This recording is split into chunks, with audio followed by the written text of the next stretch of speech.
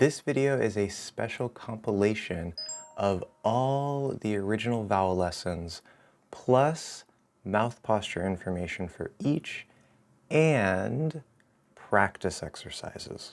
The purpose of this is to have all the information you need in one place for each sound.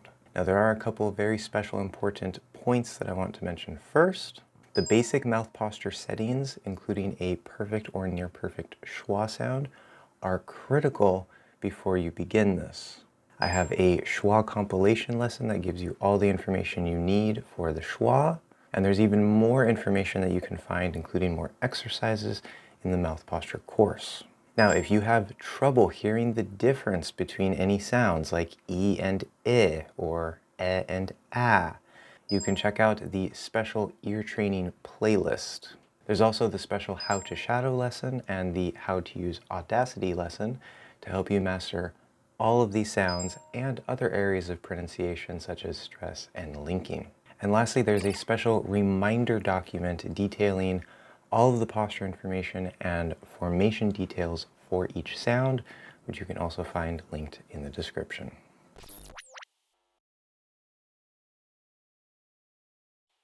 Now, I do recommend that if you have not already downloaded your free English Hacks vowel charts, you do so by following the link below. And the sound we are talking about is the first one up in that corner, which uses the IPA symbol lowercase I. Again, when we're talking about IPA, this is not English. Do not confuse it with English spelling. But you will see a little I next to that dot on the chart. Many sounds in English, including vowel sounds, have common spelling patterns. So with the E sound, as in the word eat, or also in the word see, notice here we have EA, E. So we use the letter E and the letter A to represent this one sound, E. It's not long, it's not short. This doesn't make it longer by having two letters, nothing like that. It's just how we spell it. Here we have E and E. Again, this does not make it longer. Remember, English does not have a phonetic writing system or spelling system. We often have more than one way to spell the same sound. So E or EA are the most common ways to spell this sound up here in the top. Most likely your language already has this sound, and so this should be pretty easy. Notice easy, EA. There are always exceptions to spelling rules. Always, always, always, always, always. So if you see EE or EA, there's a very, very good chance that it is pronounced as the E sound, but you can't always trust it. If you're not sure, you can go to a website like dictionary.com, which I will link below, and you can actually find an audio recording of the word so you can hear the sound. There are a few common, very, very common words that are spelled with just the letter E. These are all just spelled with one letter E. Notice that's the name of the letter E. It's the same basic sound here, the letter E, or E capital. In these words, we just spell it with one letter E, and it is that sound E, just like EA, EE. These are common words that are an exception, so you can just memorize those. You probably already have those memorized. That's easy.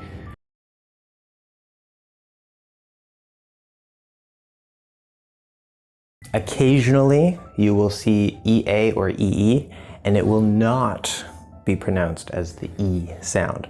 For example, in the word great, this is actually A, although we do have the word greet, which is spelled with two E's. How we make this sound is very, very simple. As I said, you probably already have this sound in your language, but the mouth is going to be very closed, right? We see the position up here. So remember the chart, this is with your mouth open. So if we see a sound up here, whether it's in the front or the back or the middle, it doesn't matter.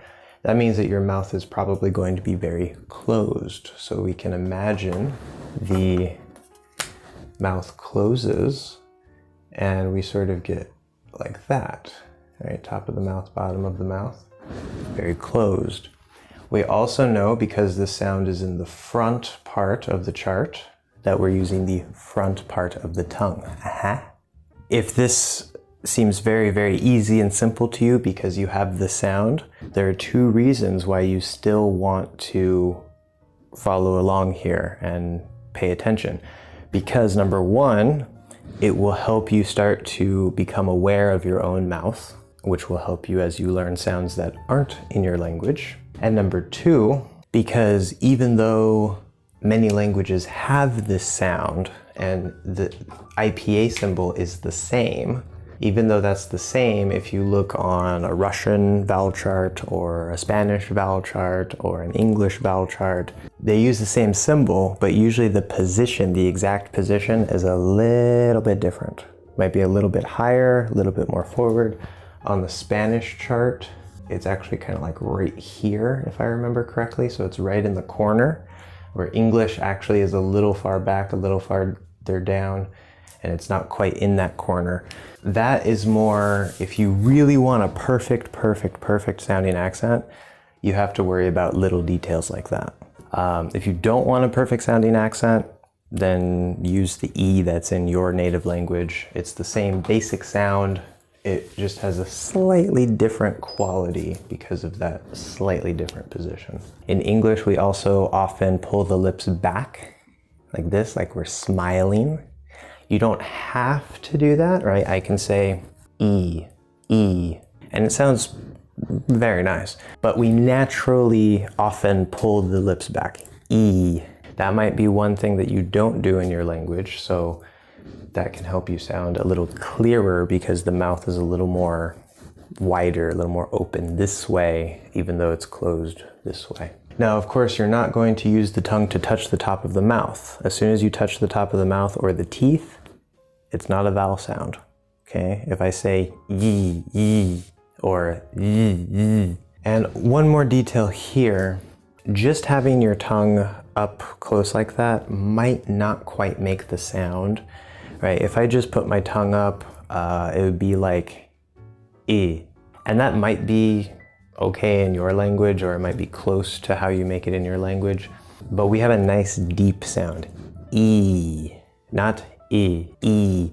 So in addition to just having the tongue, right, this is your top teeth here, this is the top of your mouth, instead of just having the tongue up around this general area, remember we're placing it on the front of the tongue, and I also kind of feel like there's this little bend here that really kind of pushes it close. It's very close to the sound Y, if you have that in your language, but the Y is placed a little farther back. So if you can do sort of a Y position, Y, Y, Y, but move it forward, E, E, E, E, E, and kind of open it up just a little bit so there's some space, E, E.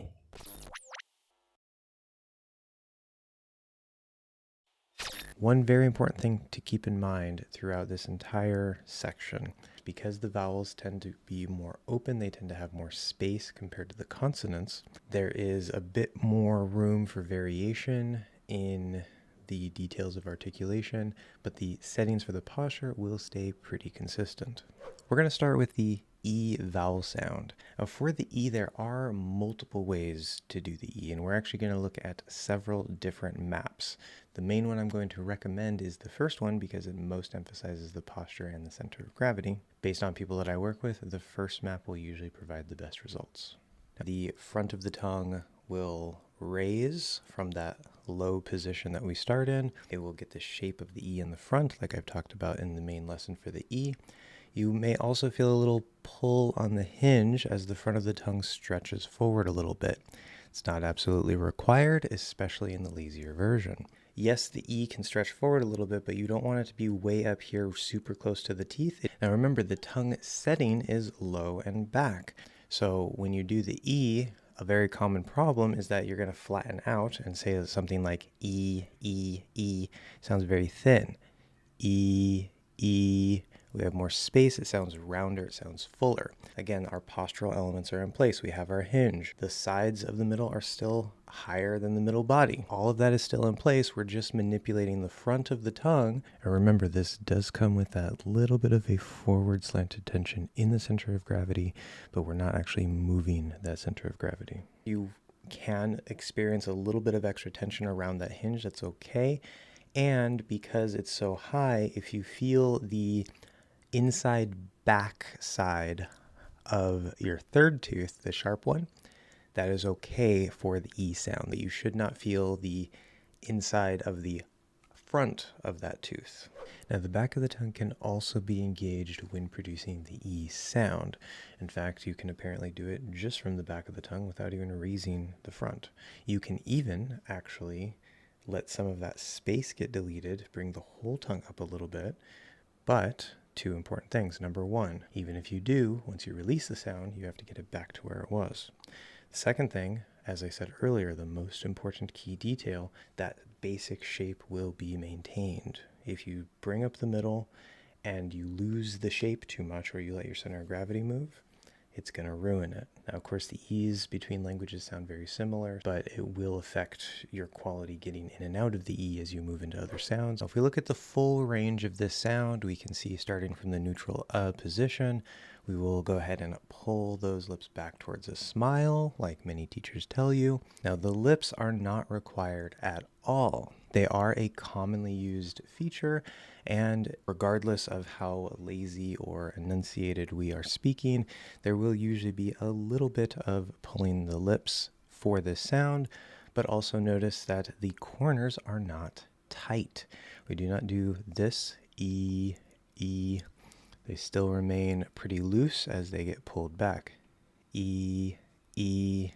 Now, if we look at a more normal map that you might find elsewhere, the E is probably going to look something like this. But as long as you have that center of gravity in place, you generally keep that shape in the middle of the mouth. You keep your hinge, you keep your tongue lined up. Then this can also produce a perfectly fine E sound.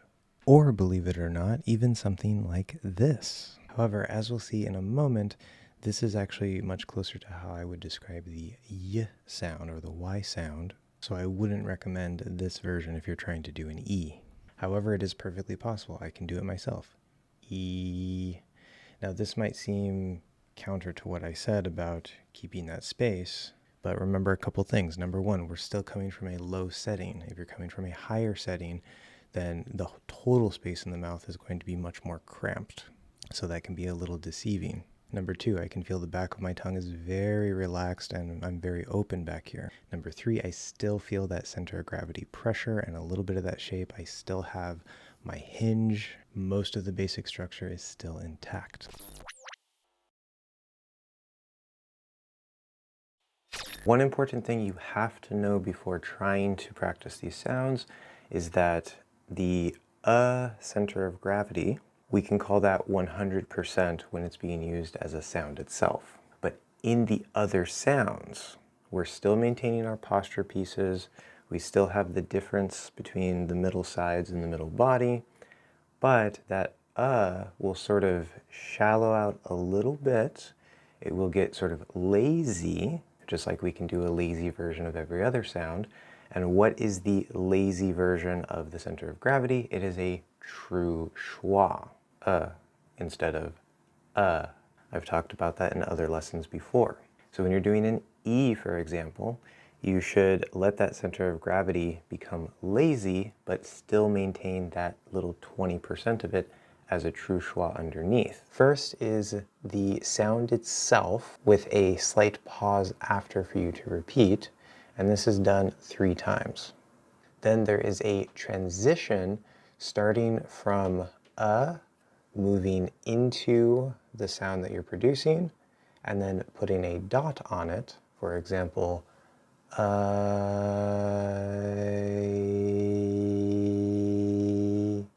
E. That dot on it helps make sure that you're actually in that right end sound, because sometimes it can seem like you are, but you might not quite be there. Then you're going to go backwards. E,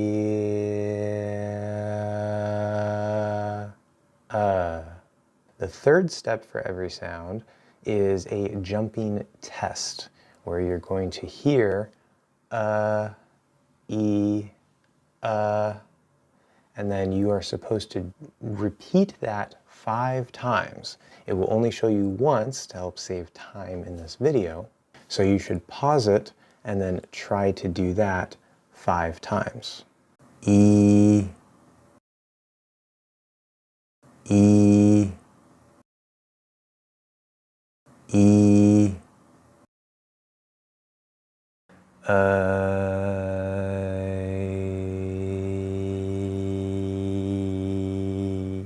E, E,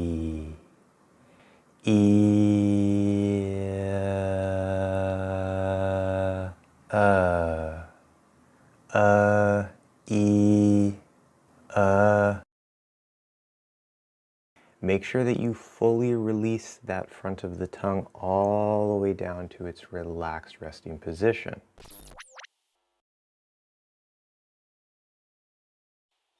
We are mostly focusing on the vowel sound and not necessarily on the sounds around it.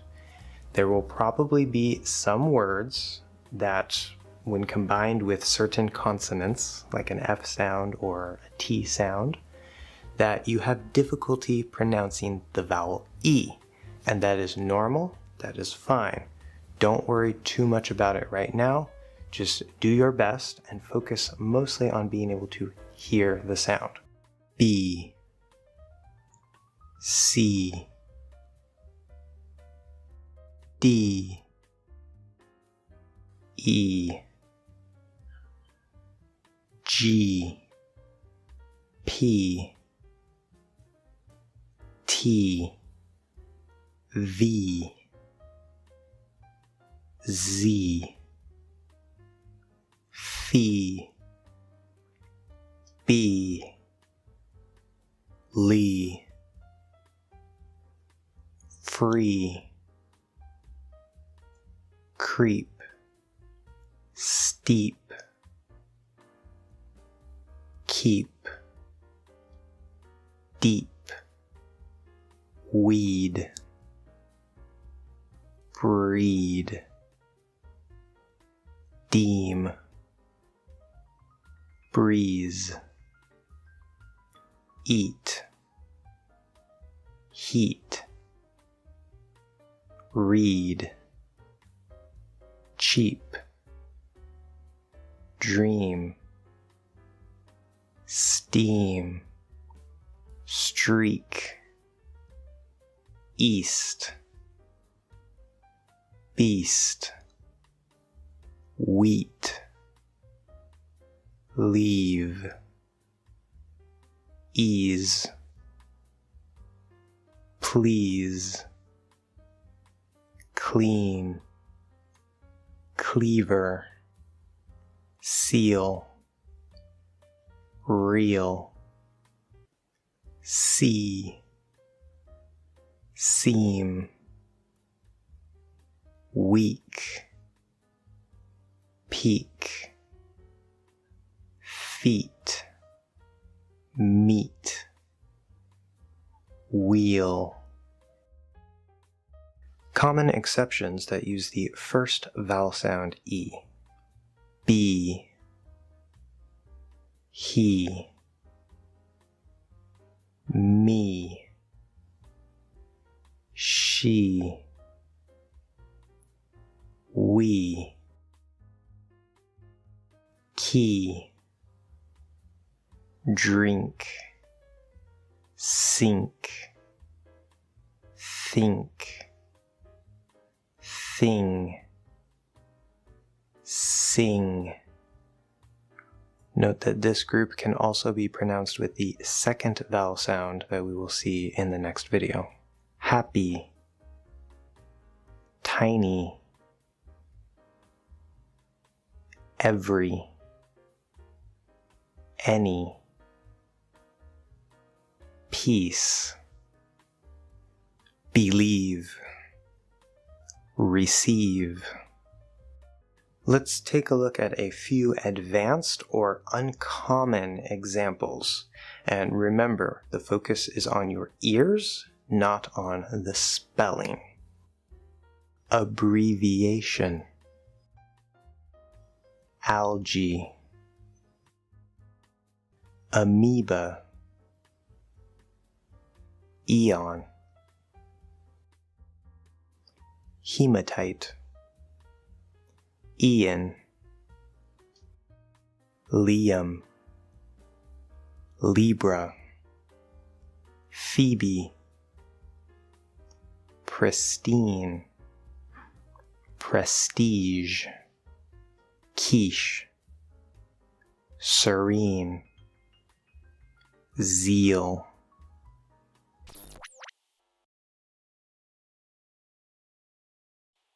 Now there are a number of very interesting and important details about this sound that confuse many English learners. And we're also going to look at the very special small y linking rule before we start. One big reason why I recommend that you do not learn or care about the IPA is because in IPA, the symbol for this sound is what in English we call the letter J. However, this sound is not J or Y or something like that. It is Y. We do not want any friction from J, so don't let that confuse you. So first, what exactly is the Y sound and how do we make it? It is a consonant sound, and English speakers do think about it as a consonant sound. However, linguistically, it is classified as a semi-vowel sound, and it's also the reason why in English we say that we have 5 vowel letters, not sounds, letters, A, E, I, O, U, and sometimes Y. It's not necessary, it's confusing, okay? Now there are reasons why it's called a semi-vowel, and we're going to look at some of those reasons in this lesson, starting with the placement. The Y sound is just behind the E vowel sound, the first vowel sound on the vowel chart. Now we know that E uses the front part of the tongue, right? And it's going to be very closed up here towards the top, not touching anything, of course.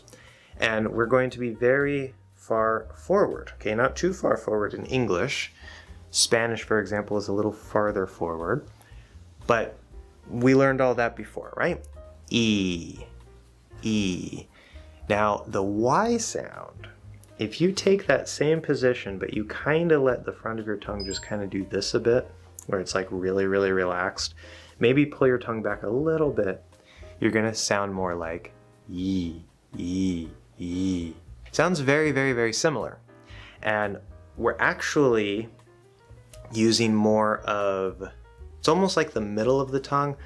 It feels to me more like it's sort of on the line between the front of the tongue, and the middle of the tongue, So it's actually going to be like, right in that line between the two. And the part of the top of your mouth where that lines up with is going to be just in front of the part that starts going up like this in the middle of your mouth, okay? Yee, yee, yee.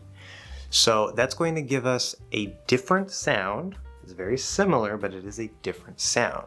And this is actually one of the common mistakes that English learners make between the E sound and the Y sound. So let's do a quick direct comparison between E and Y and see if you notice a difference. E, E, E, E. So you'll notice that my jaw doesn't really move. It's still a very closed position, okay? I'm just manipulating my tongue, maybe coming back a little bit, but it's mostly letting that front part drop down. Not completely, but you're giving more space in the front here. That's what's going to help create that difference in sound. Now, part of the confusion and part of the problem here, and part of why we say that Y is sometimes a 6th vowel letter in spelling, not in sound, in spelling, is because Y, the letter Y, that letter is commonly used at the end of words to represent the E vowel sound, not the Y consonant sound, the E vowel sound. Very, very important. Don't let this confuse you. So for example, we have the word happy, and that does not end with a Y sound. It ends with a Y letter, but it ends with the E vowel sound, the first vowel sound on the vowel chart. Happy, happy, okay? Not happy, happy, yeah, happy, okay? Starts to sound weird. And I've actually heard many English learners, especially Asian speakers, if they're speaking English and they say a word like happy, they don't get far enough forward into the E, maybe because they were taught wrong or because they see the letter Y, they go a little farther back and they sound like happy, happy, I'm very happy. So if we compare directly happy with an E sound and happy with a Y sound, which it's not supposed to have, listen very closely, okay? Happy, happy, happy, happy. You should hear a difference. If you don't, that's okay. And you might also notice that it can kind of sound like the second vowel, I, happy, happy, but it's also not the second vowel, I, okay? That's another common mistake that can happen. Let's look at a few examples and then we'll look at the small Y linking rule. So first, words that start with the Y sound. Yes, you, yellow, young, yard. Note that this is not yes, you, yellow, young, yard. That would be starting with the E sound. Now for examples, in the middle and at the end of a word. The Y sound does not happen at the end of a word. Okay, not in the word itself. Doesn't exist. Just erase that from your brain. In the middle of a word, there are some cases, like for example, millionaire, and usually you're going to find it at the start of a word. However, it is also very commonly found in the small Y linking form between two words. Now, if you don't know what I mean when I say the small Y or the small Y sound, I've talked about this before in the 4 big exceptions to the 4 general rules of linking, but this is the rule, okay? If a word ends in E, I, A, I, OI, then what's going to happen is that if the next word starts with any vowel sound, could be another E, okay, it doesn't matter, O, whatever. When you leave that position of E, I, A, I, or OI, it's close enough to the Y sound that when we leave that position to go to the next vowel sound, we're going to hear a tiny, tiny, tiny little bit of a Y sound between the first word and the second word. Not a full Y sound, okay? Let's look at some examples of that. See it. He is. Payoff, YR. So in the first 2 cases, we're going from E to I. See it, he is. So we're gonna go E, and then as you drop into I, the part of your tongue here, we're gonna go E, E. Because it's dropping, and there's a little bit of tension that happens here around the Y position, but as you're dropping, we get that little bit of a Y sound as we leave the E position. Then we have payoff. Again, the spelling is AY, but it's the A diphthong. Okay, there's no Y sound here. And we're going to the ah, spelled with an O, but it's the ah, 5th vowel sound on the vowel chart. Payoff, payoff, yoff. So as we leave that A position, we're gonna sort of peel the tongue down, so we kind of hit that Y sound very lightly, not fully up in the position. We're going to peel it, sort of peel it off as we open down into ah. Payoff, yeah, payoff, payoff. And lastly, we have YR. Now, both he is and YR in most cases are likely just going to contract. We get he's and wire, but that's okay. Sometimes they're said separately, so this example works too. Now the word Y starts with W, and then we have the I diphthong. There is no Y sound. Y, and R. So R is the R-colored fifth vowel, A plus R. So we're gonna go I. So when we open back up into the A, we're gonna hit a little bit of that Y, YR, YR. And this is really the main reason why the Y sound is considered a semi-vowel or semi-vowel. But this is an illusion, okay? In English, it's an illusion that it's a vowel. It is similar to a vowel. It sounds kind of like E, it sounds kind of like and then you use it as this linking rule because this is actually an extension of the first general rule, which is that consonants connect to vowels. We're getting the creation of a small little Y sound, which is a consonant sound, in order to link these two vowel sounds. Okay, it's sort of a special thing that's happening, but again, it's a small Y, not a full Y.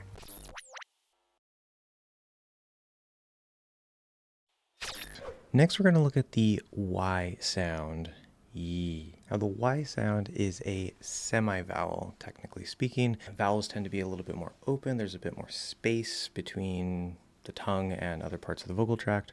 Even the E, which is very high and close, but it's not so close necessarily that it causes any sort of restriction. The Y can get a little bit closer to the top of the mouth, almost where you're touching. So if I do an E, and then I keep in the same spot, I just go maybe a little higher. E, E, E, E.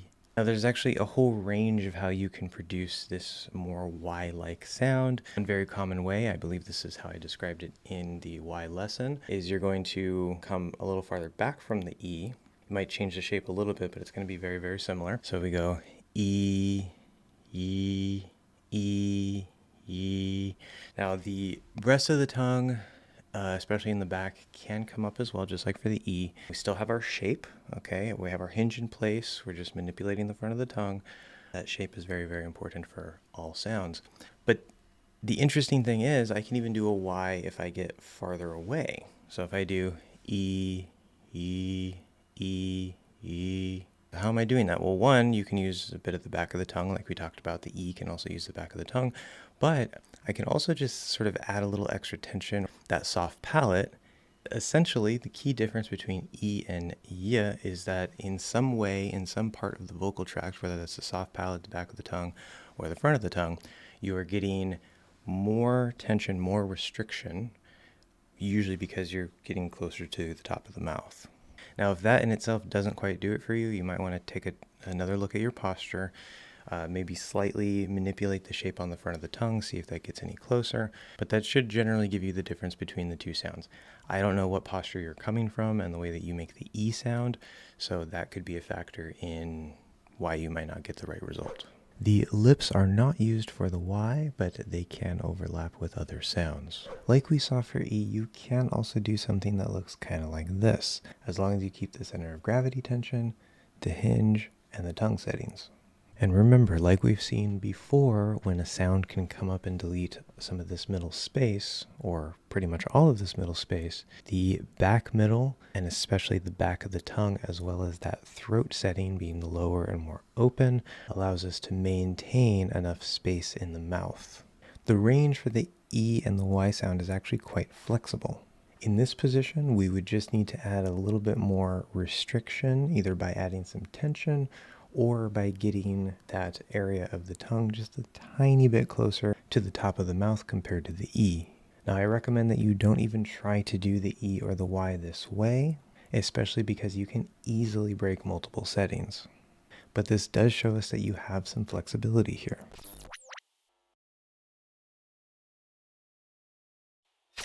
E, E, E,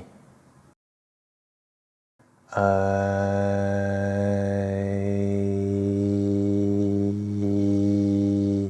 E,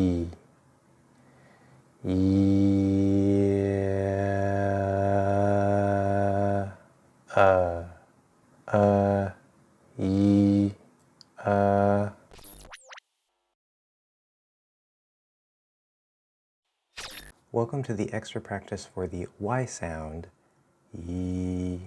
Remember, we're focused on sound, not spelling. The Y sound itself is actually relatively uncommon, although it is used in some very common words like year. However, the letter Y is super common, and it often represents other sounds. For example, the E sound at the end of a word, such as happy. After we look at Y examples, we're also going to see some small Y linking examples, which is a much more common use of the Y sound. Yap, yep, yes, yet, yin, yang, you, yeah, yak,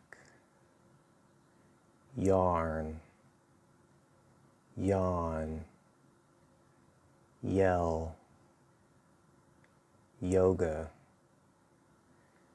yogi, your, yacht, yahoo, yard, yearn, year, yearly, yeast, yikes, yoke, young, yours, youth, yummy, yogurt, yonder, yardage, yellow, yelp, yield, youthful, yearbook, youngest. Many uses of the Y sound are actually with the small y linking rule, either inside of a word or between words. In these cases, sometimes you'll see the letter Y, sometimes you won't, but even if you do see the letter Y, it's almost always guaranteed that it will just be a small y, not a full normal Y, which will sound weird. For example, we don't say day off, we say day off. Voyage, viable, trying, pious, day off, pay up, they are, see it, he is, key on, eye open, sky is, why ask. Don't forget there's also a main lesson for this sound as well, and you also might want to check out the mouth posture lessons to really help your Y if you're still struggling with it. I'll see you guys in the next one.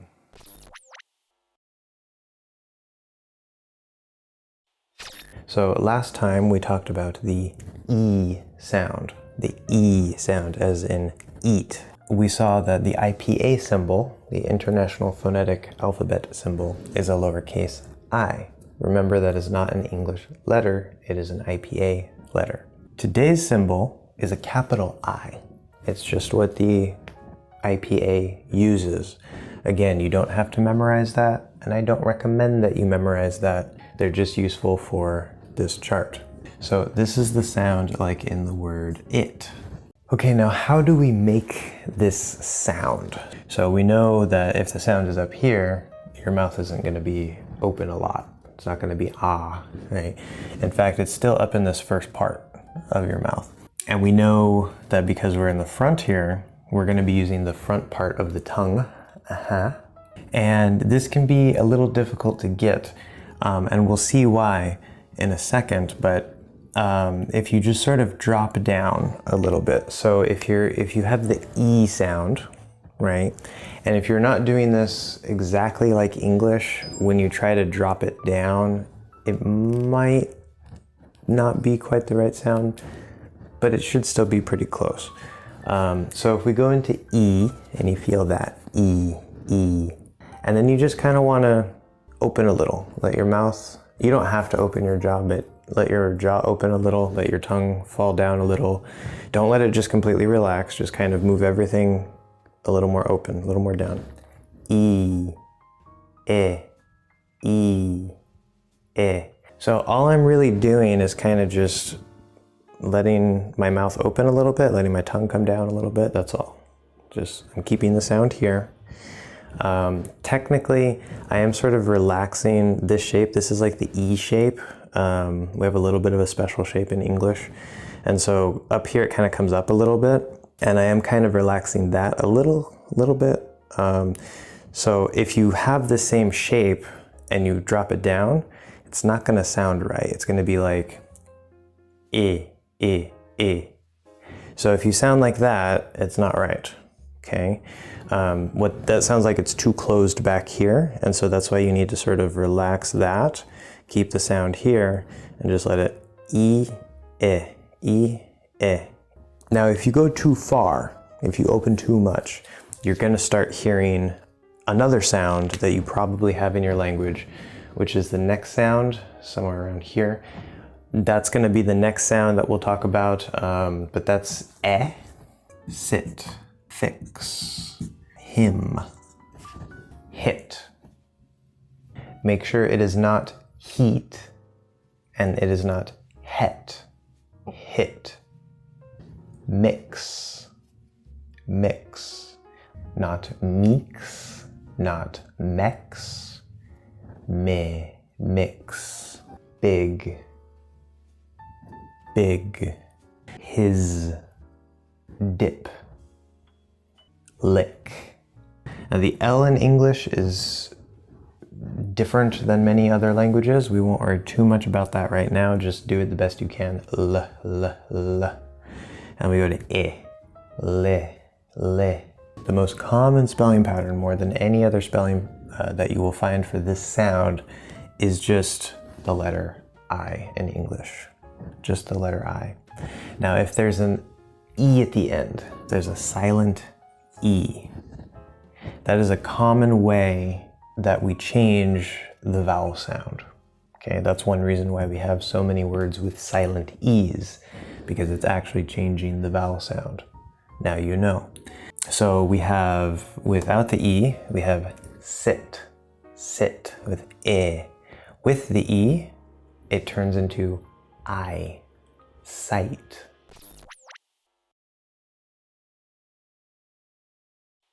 For those of you who are still struggling with this sound, I have a very special tip that is going to probably fix this for you. I'd be really surprised if it doesn't. So we will most likely remove that little bit of a curve shape from the E. You actually don't even have to do that. You don't have to lower the tongue. You don't have to have the tongue be a little farther back or anything like that, like you might see on the vowel chart. It is common that that will happen, but actually the key big difference between E and E, right behind where that shape is, so like the back half of the front of the tongue, we have our hinge here, and then we have this spot right in front of it and kind of a little bit right under it. This area here, if you just push down there, this is also, again, if you had other parts higher, you're going to have to open up just a little bit. You can have different shapes for the I. It doesn't necessarily matter, but if you push down there, you should produce an I sound. Down and back in the middle, the sides are still higher and touching the teeth compared to the middle body. Now make sure, be very careful that you don't lose your center of gravity. And you will feel, again, maybe a little bit of forward tension because the sound is up here, but you're going to feel most of the tension right in here. Like with the E and the Y sound, the Y sound, the back of the tongue and a little bit with the middle can be a little bit higher. That's fine.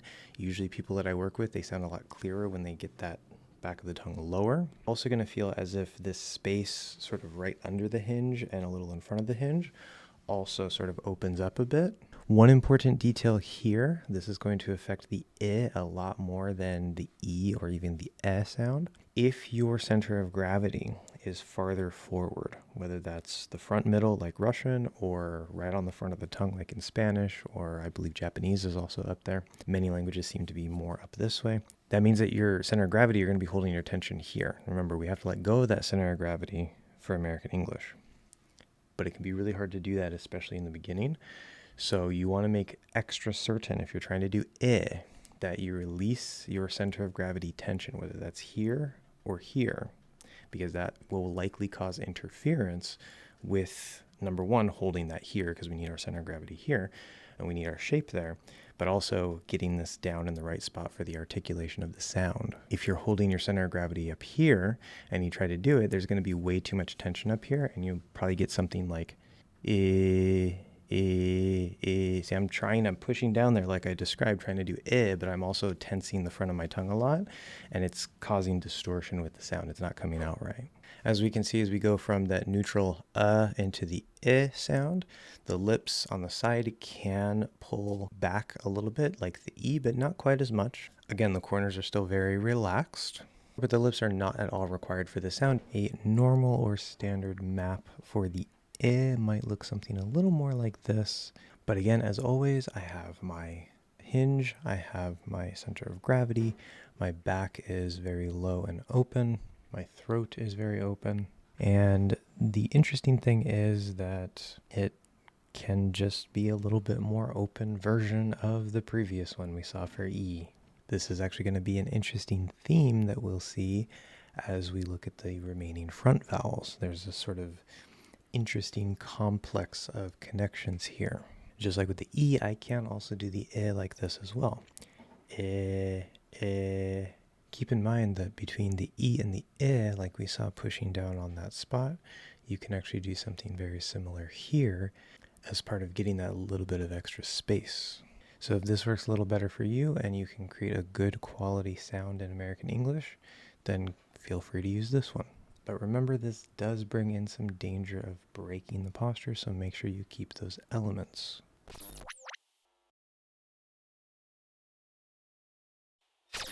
Uh,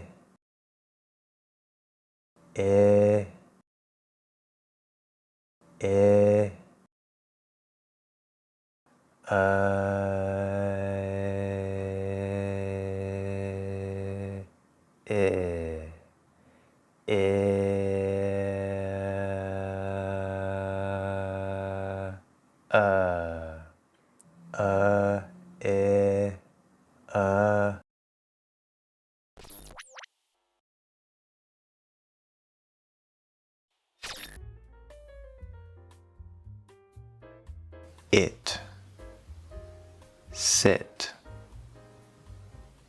hit, his, quiz, him, slim, Jim, Kim, with, will, fill, mix, fix, picks, kick, sick, big, dig, dip, lip, rip, skip, in, win, bin, did, kid, hid, which, begin, print, chip, bit, hill, tin, itch, pit, sip, if, minute, list, listen, kitchen, give.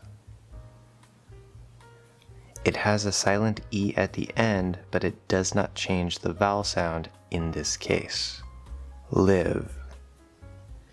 Now the verb is live. We do not change the vowel sound, but the adjectives alive and live do use the I sound instead of the second vowel, E. Active, excessive, alternative, get. The full pronunciation of this word is get with the third vowel sound, but this is very commonly reduced, meaning we change the vowel to get, win. Same thing here. The full pronunciation is when with the third vowel sound, but here we are reducing it to win, just like the verb to win. Bin. In American English, this is pronounced just like B-I-N, bin. Really. The full pronunciation of this word is actually with the first vowel E, really. However, it is very commonly pronounced as really. Hill.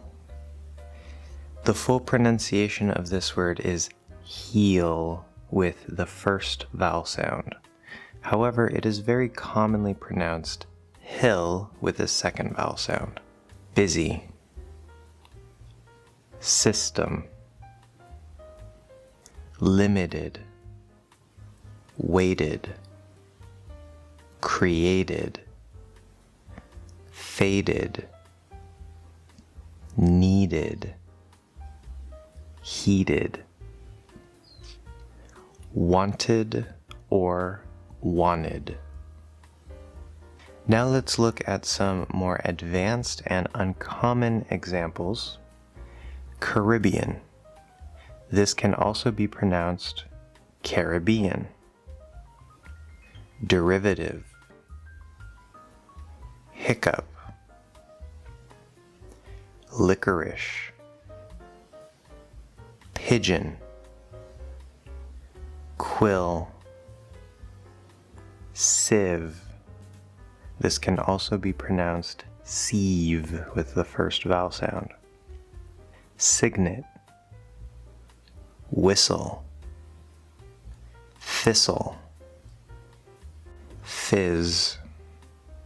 Risen. Myth. Symbol. Static.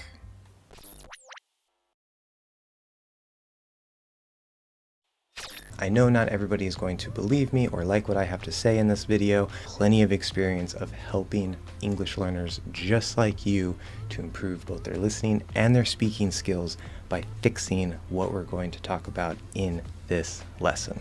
For those of you who don't know me, my name's Josh. I've taught thousands of one-on-one lessons to learners just like you, and this is English Hacks Pronunciation, where I help you to sound like a native if you want, and to understand real, natural American speech as it is, not as it's prescribed in academia or in theory. Because unfortunately, sometimes even if those things match up, the way that things are taught actually cause problems for you as an English learner because of the way that English works. Now, the very first thing that we have to understand about vowel length before we talk about anything else, vowel length in English is not phonemic. What does that mean? It means that there is no difference in meaning, there's no change in meaning based on vowel length. In some languages, if you say E or you say E, there's actually a change in the meaning of that word. That doesn't exist in English. I'm sure that all or most of you already know that, but just so we're on the same page, we need to get that out of the way first. The main thing we're going to focus on today is, does vowel length actually exist in English? And if it does exist, does it matter? Now, there are two ways that this concept of vowel length is applied to things in English. One is with the naming of letters. So for example, E is the long E and E is the short E. The second way that vowel length is applied as a concept is in the difference between kit versus kid, where you have maybe the same vowel, but the consonant after, if it's voiced or voiceless, will actually change the length of the vowel. But we're going to come back to that. First, let's take a more in-depth look at the first type. So when we're talking about the long E and the short E and E, the letter E is commonly used to represent both sounds. So, okay, we call one long, we call one short. Same thing with the long I, the short I, the long A, the short A, etc., etc. If nothing else, it gives you the benefit of being able to label these sounds and categorize them to understand what's going on better. But there's a couple problems with this. Number one, a symbol is not a sound. So it doesn't matter if it's an English letter, if it's an IPA letter, if we're talking about Spanish, which has a phonetic script, you want to focus on your ears, not your eyes, because when we're talking about pronunciation, when we're talking about improving your listening and your speech, sounds are auditory. They do not use your eyes. Now, the second reason why this is a problem, calling one the long E and the short E, is that they're two completely different sounds. One is E, one is E. One is I, one is I. One is A, one is A. And you might say, well, we're splitting hairs, who really cares? But this also goes against the stress and rhythm of the language. It's just not an accurate concept based on the way the language works. I can't tell you how many times I've had students come to me and I start testing their sounds to see what we have to work on. And I say, okay, pronounce the vowel sound in this word. And they say E. Then I say, pronounce the vowel sound in this word. And they say, eh, eh. That's not the sound. The sound is eh, and you can make it really short and quiet like that, eh. So for example, if eh is in an unstressed syllable, English is a stress-timed language, so an unstressed syllable is going to be shorter and quieter, eh. If eh is in a stressed syllable, stressed syllables are louder and longer. So that same eh sound is going to be louder and longer compared to if it were in an unstressed syllable. Eh. You can do the same thing with E. E. Take, for example, the word remove. This is usually pronounced with R. You can even maybe say it with re. That's perfectly fine as well. However, did you know that you can pronounce this re? That's right. You can use the E vowel, the long E, in an unstressed syllable. This is actually what I would call the fully enunciated version of the word, which we just don't normally use. So it's absolutely 100% possible to say remove. The stress is still on that second syllable, and that re is super, super short. And it's not just the word remove. Most words that start with re can follow the same pattern. The point is that just because it's a long E doesn't mean it can't be used in an unstressed syllable. Again, the relative length between stressed and unstressed is the most important thing. So the point here for this first type of vowel length, it tends to cause problems for many English learners because they try to always make, the short one super short, and you can easily break the rhythm like that. If I say set the table, you don't want to say set the table, set the table. I'm making it nice and short. It doesn't work that way because it's a stressed syllable. Any relative difference between E and E in their length doesn't matter. Don't focus on that. That's going to cause problems with your speech. That's going to cause problems with your listening. But that brings us to the second way that this concept of vowel length tends to be used, and that's in kit versus kid. Now, this one definitely does exist. It has been scientifically and objectively proven and verified that there is a difference in vowel length for the I sound between kit and kid. But here's the thing. Do you want to know how big that difference is? It's not seconds, it's tenths of a second. Now, I don't care if you're a learner, I don't care if you're a teacher, I don't care if you have a PhD in linguistics. I want somebody to look at me with a straight face and tell me that trying to accurately and consistently produce a difference of tenths of a second will improve your speaking and or improve your listening. And I've had at least one subscriber as well as several students that when they come to me with this and they say, well, yeah, there's a difference here, and I tell them to stop focusing on that and instead focus on if it's stressed or not, their listening improves. It solves a problem that you didn't even know that you had, caused by the academic concept and the way that things are taught. The point is, focus on the stress, not some vowel length difference, which also is the core of the rhythm.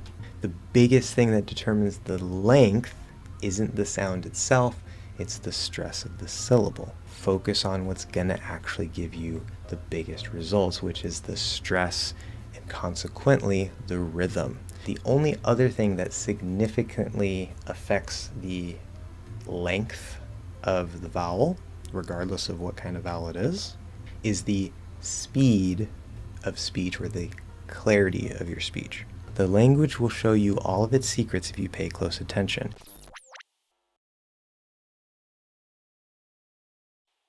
This vowel sound is found in many languages. We talked about E, which was very closed. We talked about I, which was a little more open. And now we're at the sound E. Now in English, we tend to write this EH if we're trying to spell the sound directly, phonetically, silent H. The IPA symbol is this sort of backwards 3 looking thing, almost like an E, but curly. We can see that this sound, these two sounds are in the top of the mouth. So your mouth is going to be very closed. So this would be like this here, right at the bottom of your mouth. E, E, E, E. But here what we're doing instead is the bottom of the mouth is going to be more like right here. This is the top of the mouth. So we can see we're more open. And we're actually from this way, we're using the middle, about the middle height. So your mouth isn't going to be closed like E, E, and it's not going to be really open like ah, ah, ah. It's not like that, it's too open. We want it to be more in the middle. E, E. Now this is a very important point because this next sound, which is ah, like the sound in cat, it seems in my experience many languages don't have that sound. They'll have a sound around here, which is more like ah, ah, which English does not have. In fact, English has a vowel here and we have a vowel back here, but we do not have this vowel sound here. When you try to make the sound, if you don't have a sound here, this one in the front, a common mistake that English learners make is they open their mouth too far, and then it's either it sounds like ah, or more commonly, it's not clear if they're pronouncing eh or ah, okay? And you might not quite be able to hear the difference between those two yet. That's another common problem. That's okay. But this is a very, very, very important pair because, for example, we have man and men. This is the third sound right here. This is the fourth sound right here. There are many, many, many pairs that have this one little difference, eh or ah. It can cause a lot of problems being understood clearly. So very, very important. But right now we're just gonna focus on this third sound. So your tongue is kind of flat. This is the bottom of your mouth, this is the teeth. Right here, this is the bottom right here. In some languages, the tongue will kind of sit down and sort of like if there's teeth here, it'll be sort of inside the teeth on the side.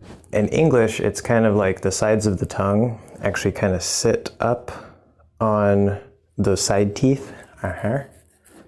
And the tip might kind of relax down below this top line, or it could sit on top, it doesn't matter. But it's kind of flat. It's just sort of, you just open your mouth halfway down, and then it just kind of sits there. Eh, eh. Don't, make sure your tongue isn't sort of like sticking up or anything, because then you'll get like eh, eh. We don't want that. Just kind of nice and relaxed, eh, eh. eh. So if we look at some example words, men, me, eh, eh. Ken, which is a name, ken. Set, set, se. Again, be careful with these consonants that are up at the top here. Se. It's really easy to go too far. Said. The only difference between this word and this word is T or D. This is actually the same sound. I know, it's spelled AI, but that's English. That's an exception, common exception in terms of spelling. We'll come to the spelling pattern in a second. Let, let. You may have heard something like this. Lemmy, which is sort of a very fast, quick, unclear way, well, not enunciated way to say let me, like let me see, right? I want to see, let me see. Well, when, peck. Common spelling pattern. The good news here is this is the most common spelling pattern.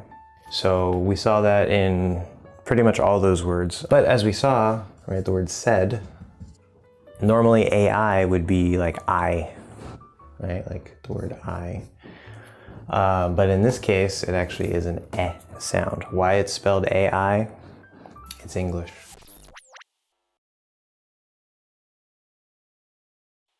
Now this sound has a little bit of a range and a little bit of a shape range as well among natives, and that's okay. It can sound a little bit different, but it's going to still sound like the eh sound.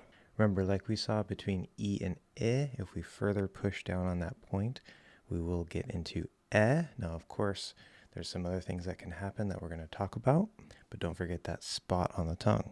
Again, eh is going to stay lined up under that bump in the front area there. Make sure that you're not touching your teeth. Now where E and I are above these bottom teeth here, the eh is going to be no higher than these bottom teeth. So you don't want to be up here. And this is where some of you are going to start having problems. Remember, normally by default, our whole tongue is low and back. So if we're not using the front of the tongue, it tends to just kind of relax down here. If I'm doing an E, I need the front of the tongue. If I'm doing an I need the front of the tongue. If I'm doing an eh, I still need the front of the tongue, but it can't be too high, because then I start getting like eh. Maybe it starts moving towards the start of a little bit. Eh is roughly going to be right in front of the So where the is on the middle of the tongue, the eh is on the front of the tongue. We still have our hinge. We're not breaking it, but it can become a little looser. You might also feel a little bit of a pull forward. We don't have to, but that can happen. But the number one most important thing, especially if you want to avoid your accent, as you shift the sound up here, you cannot let that middle part flatten out and push forward. So instead of if we get see, it's already maybe starting to sound like I have like a Spanish accent or something. There's different little ways that you can do it. It will maybe make you sound more like your language. Now the can push between the teeth a little bit. We're not going to push way out, but they can get a little bit loose, a little bit pushed towards the teeth. We're still going to be lined up with the hinge. We're not going to push all the way through here. Now the jaw for can slightly open a little bit more, but it is absolutely not required to make the sound. This is going to be much more common in the more enunciated or exaggerated version of the sound. As we can see here, going from that neutral into the we can see that the mouth might open a little bit and the lips might pull to the side a little bit. They're not actually required. Now, as we'll see later, and although the exact placement may vary, many languages have either this sound like we have in bed and or just the sound that we have at the start of a. Now, especially if your language only has the second one, you definitely want to make sure that you have the proper tongue setting in terms of both the lowness, the height level, and the back versus forwardness. As we can see on the vowel chart for American English, that start of the A diphthong is really kind of between the I and E that we have in American English. And so it can be very easy, whether you're trying to do I or E, to accidentally make that I sound that you have in your native language.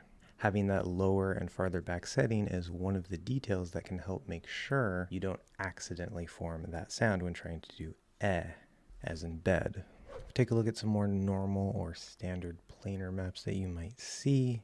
We're actually going to see a few different ones here. First is this one. Then you have one that maybe looks a little bit more like this, bit of a different shape on the front of the tongue. And then of course we have this one where again we're using a bit more of the middle of the tongue like we saw with E and I. Again, you can push further down on that point as you open up a bit more space there. And all of these, especially the last one, the key is having that right center of gravity and the right settings. It's very, very easy, especially on that last one, that you might accidentally be pushed too far forward, or you're going to push the whole tongue forward or the whole middle forward, when really you have to keep that center of gravity pressure here. Again, these maps can be misleading. They're not necessarily wrong, but they don't contain this critical information that we need about the posture. Plus, remember, it's the posture itself that allows such flexibility and variety in the articulation of the sounds.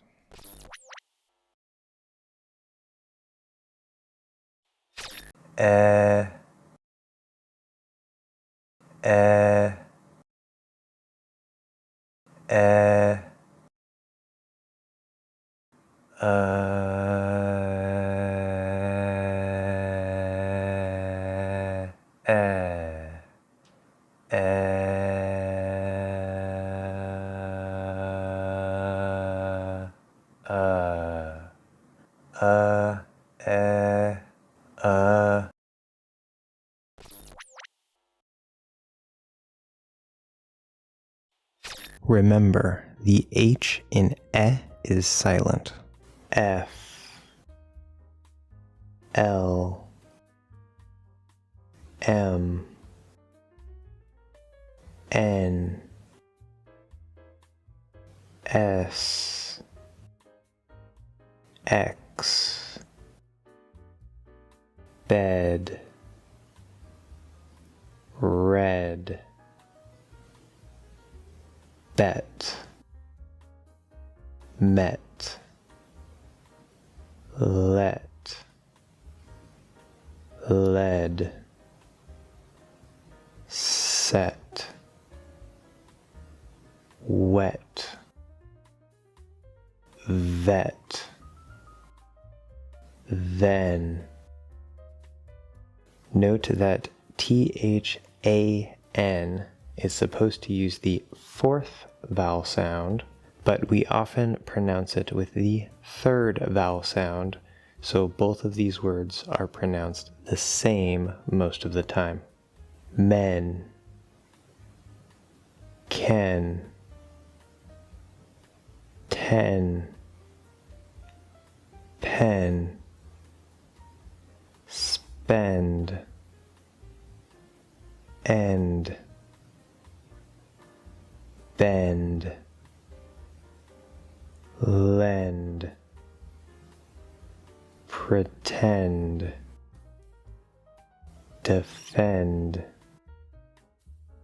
vent, spent,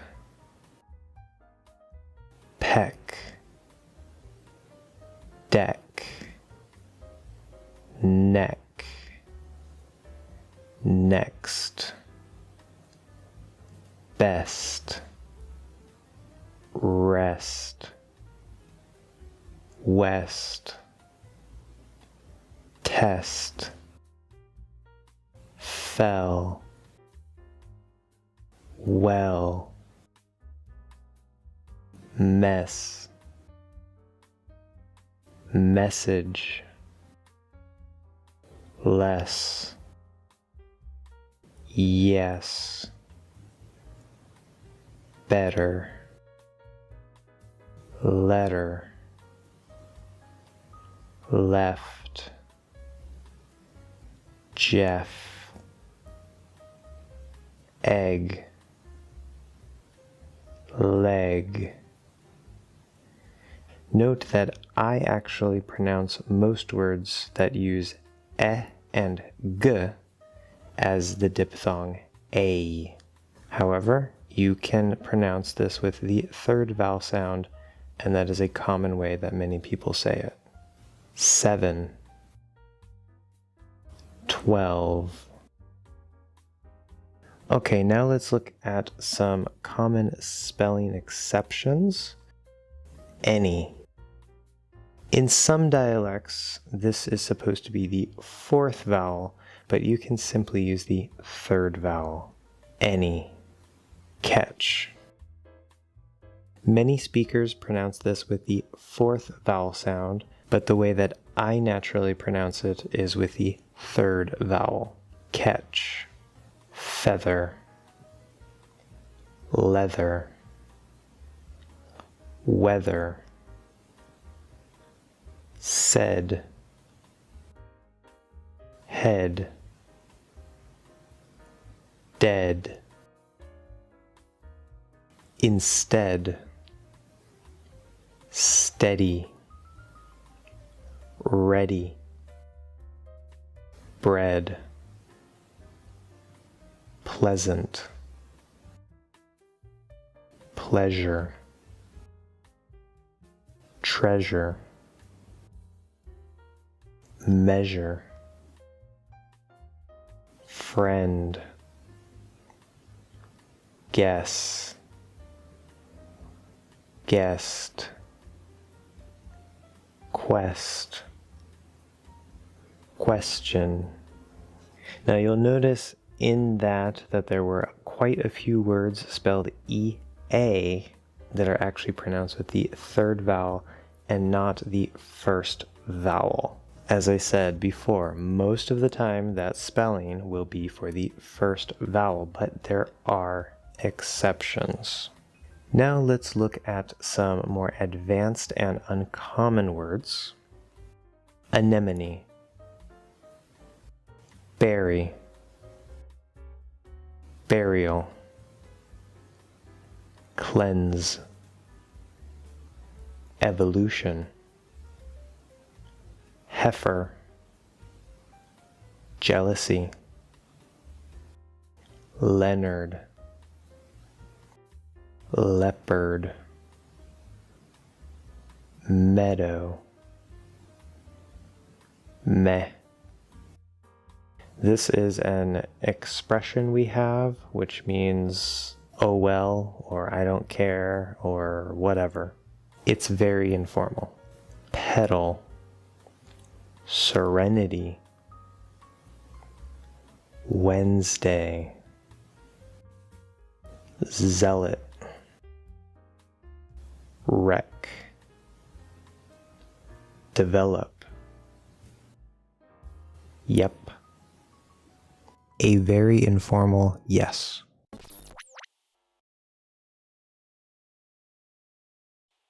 This sound is probably going to be a bit difficult because many languages, as I mentioned before, have a sound right here or somewhere in there where it's more in the middle of the mouth going front to back. The IPA symbol is this weird A-E combination thing, which you can see on the chart. Again, the link to download that is in the description below. So how do we make this sound? Well, as we can see, the sound is in the front of the mouth, so you are using the front part of your tongue. And we also see, remember, this is the top, and this is the bottom of your mouth open. We talked about with the eh sound, the third sound right here, that the mouth only partially opens. So if this is your top teeth and the top of your mouth would open partially. Eh, e, eh. It opens a little bit because it's in the middle going from top to bottom. We're in this middle section. But for this sound, you really have to open your mouth more. And this is a common part of the problem for many English learners. This is one of the problems that will make you sound more like eh, is if your mouth is here, if it's not open enough. You're not trying to open the mouth as wide as possible. It might be a little uncomfortable at first because you might not be used to opening that much, Now, how this feels to me when I say ah, ah, my tongue isn't just flat, right? Because that's very easy to let it go into the ah. So you want to maybe almost have sort of a curve. So if we say, let's say for example, so this is your mouth just like here. And let's say your tongue is sort of more like that. So instead of being flat, it has a little bit of a curve to it almost. There might even be a little dip here. But the point is it doesn't feel straight. So ah, ah. Okay, not ah or ah, ah, ah. In real speech, you'll notice I'm sort of pulling the sides of my mouth out, just like for e, ah, ah. The only difference is that my mouth is more open, so it creates this sort of shape like this. In real life, you don't necessarily have to open that much, right? If I say cat, cat, cat, okay, it doesn't seem as exaggerated as ah, ah. So let's look at some example words here. So we have cat, like we saw.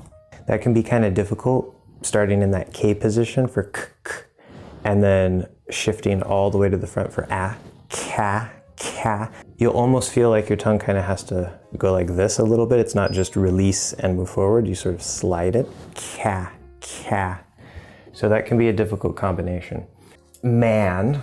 Okay, we also have, for example, sat, pass, ass, ask.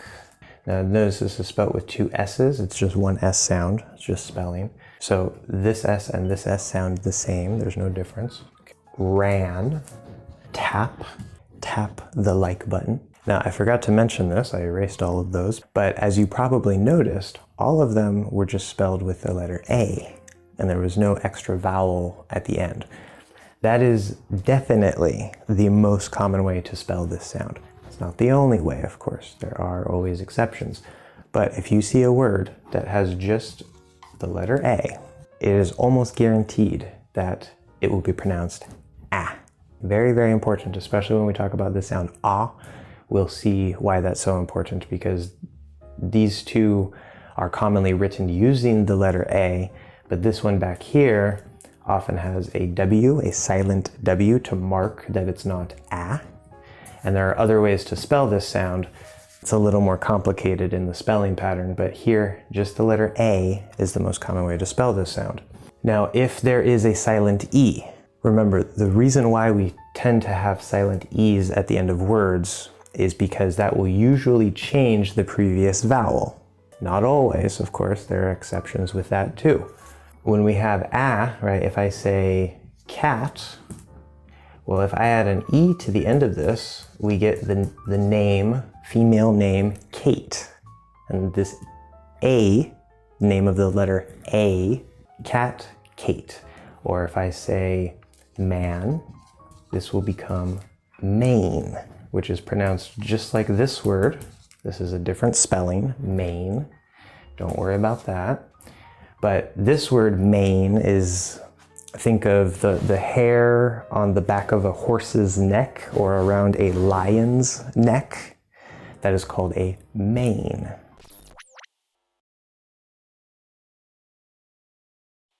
This, of course, is one of the single most difficult sounds for English learners to get. We're focused more on the full version here. There's actually a range of possible details with maybe like pushing forward, not pushing forward, raising the back, not raising the back. And so we're also going to explore those as well. Just like we saw for all the other front vowels, again, remember our tongue setting is farther back. We generally want to be lined up under that bump with this front part of the tongue. Notice that the tip of my tongue is low below the line of the teeth there. Having it above that is a very common mistake. It is technically possible to do the sound with the tip of the tongue higher, but this can easily trigger problems with your posture and with the formation of the sound. So I recommend you don't do that. Like we saw with I and E, of course, we push down more on that point to get into ah, like the sides can go ahead and push through the teeth. We do come off of the hinge vertically. It will break vertically. That's fine. If you're anchored all the way back, like we talked about last time, it will feel sort of like a zipper, but we will definitely break the hinge vertically. Now, this is a danger area because if you break this way, you might also push forward. You don't want to do that. Okay, you should stay lined up under the hinge, because when you release that ah and you go into pretty much any other sound, like say you're going to say cat or back, okay, that hinge needs to be in place. So when we open up for the ah, we break it, and then we go right back where it was and then do the next sound. So at, at. Of course, all the space and everything else in the middle is still there. The sides, even though you break this way, the sides of the middle still need to be higher than the middle body. That's what helps create that little dip that you see in natives' mouths. Now, one big common mistake with the ah, this applies to every sound in the language, you cannot over tense the sound. We have the tension in the placement of the sound where it is. We have that secondary tension for the center of gravity. We have our settings held in place, which may require just a tiny bit of tension to hold them there. Instead of saying ah, if you say ah, ah, ah. See, I'm trying to just add some more tension here. I'm actually getting more tension throughout, even though I'm just trying to tense here. It will make the sound horrible even if you're in place. Now, ah has some details with a bit of a range. Okay, it can be a bit of a complicated sound. You can slightly push the tongue forward for the ah.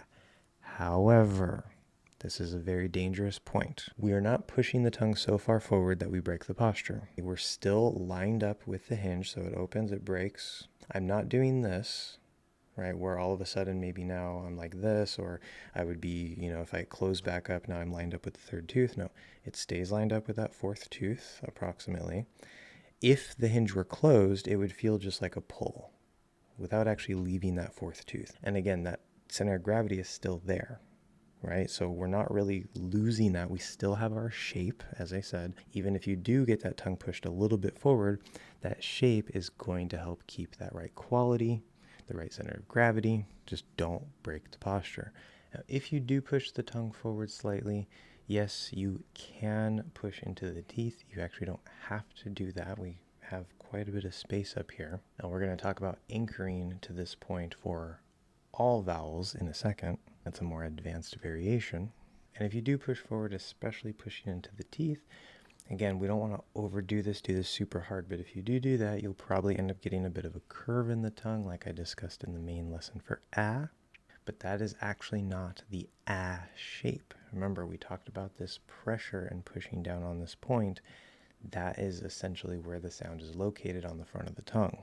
If you don't have the center of gravity, then even if you have the right point and everything else, you won't have the right quality. You might sound more British. If you have the center of gravity, but you don't push down on that point, you might get close. You might get to what we would consider the right sound, more or less, but there's going to be something missing in it. So you have to get the center of gravity and you have to get this point down, even if you push the tongue forward or even if you don't push the tongue forward. Now, what about raising the back of the tongue? This is possible, but not required, and it also provides a very big danger for breaking the posture, especially if you don't release it with the rest of the sound, just like we saw for the k. Again, you don't want it to come way up super high to where you break your setting, okay? But if the back of the tongue comes up a bit more, the throat maybe kind of supports it just a little bit, tiny bit, that is okay, as long as you avoid extra tension or restriction back there. So we can see that you can get a little push forward. It's not required. You can get a bit of raising. It's not required. You can get a bit of both. It's not required. Our center of gravity and our low open throat and tongue setting helps keep enough space back here. Remember, this is a front vowel. Personally, I think that the reason why we have so much variability with what the tongue can do for ah is because it's sort of an extreme shape and an extreme angle down here, depending on what we need to get into after, or depending on what we're coming out of going into the ah. Having this bit of wiggle room in exactly what the tongue can do is a byproduct of the natural flow of speech. So it's not necessarily a question of what's right or wrong. Should you push, should you not push? As long as you don't break the basic settings, you're fine. Let it move around a little. But I do recommend that when practicing the basic ah and trying to get that core sound, that you don't push forward, you don't raise. You just try to keep everything nice and simple lined up. I can do the ah sound without any pushing forward, without any raising, so you should be able to as well. Now, even if you don't have any push forward or any raising, what you will probably feel, regardless, is a little extra tension, just a little extra tension on the back of the tongue. This is to help stabilize that back of the tongue and help to stabilize the position up here for the ah. Now, as far as the lips, starting from the neutral sound, we're going to open that mouth up. Now, for the lazier version, you only have to open the mouth a little bit, if at all. Just like with E, I, and E, we can get a bit of a pull here. That's fine. The jaw will open, the mouth will open. Ah, so we get this sort of maybe wider smile. Do not try to over-exaggerate that. It's not ah, okay? It's way too much. If you're emphasizing or you're really exaggerating something, you can maybe get something similar to that, but don't overdo it, okay? In fact, the lips are not required for this sound, just like it's not required for the other sounds. Ah. It's exactly the same sound. But when you don't want to do, just like with all the other sounds, you don't want to hold tension here, because then that makes it, just by trying to hold tension there, it makes it so much harder for me to even hold my tongue in the right place and to shape the sound correctly. That's probably one of the reasons why it's so difficult for English learners to get the sound, because you got to make sure your lips are not tight. Also keep in mind, yes, the jaw can open quite a bit for this sound, but the amount that you have to open actually isn't that much. This goes back again to the range from lazy to fully enunciated. The minimal amount we need is about the same openness as e, which e doesn't really even have to open that much in the first place. But of course, your jaw setting and your tension on the lips and cheeks needs to be set correctly first to make sure that we have the proper amount of space here. Make sure that you're low in the back to make sure that you're not blocking that space there. This allows you to do the sound more easily without having to fully open into that full sound. In reality, at any given time we use the sound, it's going to be anywhere from the lazy version to the fully formed version, but we're probably going to be somewhere in between. If we look at a more normal or simpler map, it might look something like this. Of course, this does not show anything about that center of gravity. It doesn't show anything about the hinge or the space in the back or our low tongue setting. And regardless of the exact way that we make this, we can also maybe show it a bit like this. We can see that this can actually be a bit of a continuation from that E, I, E, using a bit more of the middle of the tongue. And this brings me to one more important point. Remember earlier I said that we need the center of gravity, we need to sort of push down here. There is a little bit of a range of where you can push down. So for example, instead of pushing down here, I can maybe push down here a bit.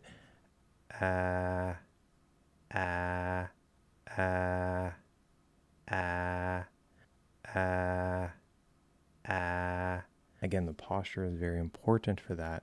Posture helps give us some wiggle room, but you can actually do the E, the I, the E, the A a bit farther back. Now, I don't recommend that. If it works for you, great. For simplicity, I recommend that you just follow the basic structures, focusing more on the front of the tongue that I've talked about for each of those sounds, but there is wiggle room.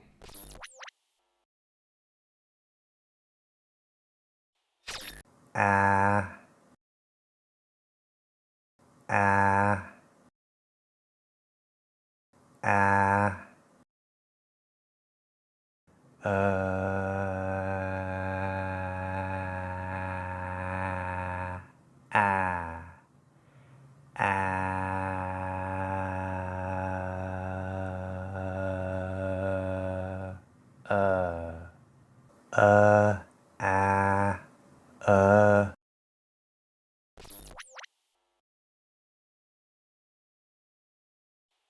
Remember, the H in ah is silent and just tells us it's the fourth vowel. Note that when we have a nasal sound like N after the A sound, it can make it sound slightly different, but it is the same basic vowel sound.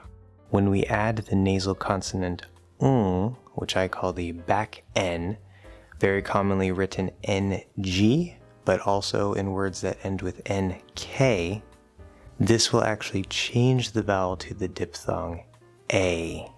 For example, bank. So you will not see examples of that in this lesson.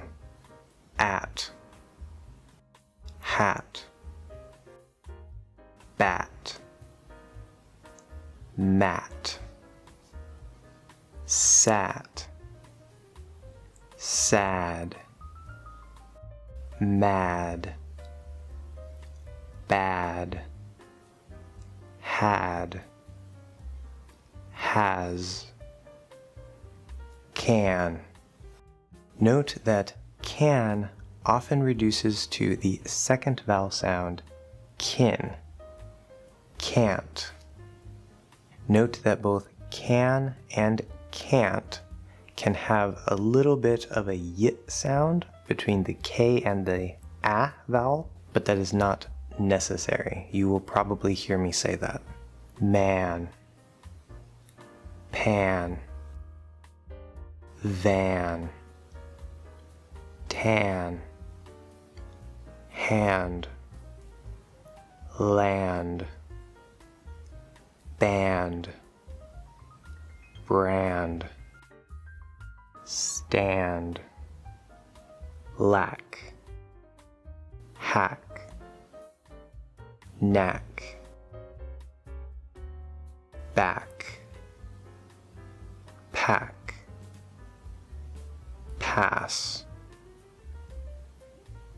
mass, gas, glass, mask, task, fast, last, past, mash, crash, flash, and. Note that both of these words, and, are often reduced, sometimes even just to the N sound. Plan, ant, rant, map, cap, gap, tap,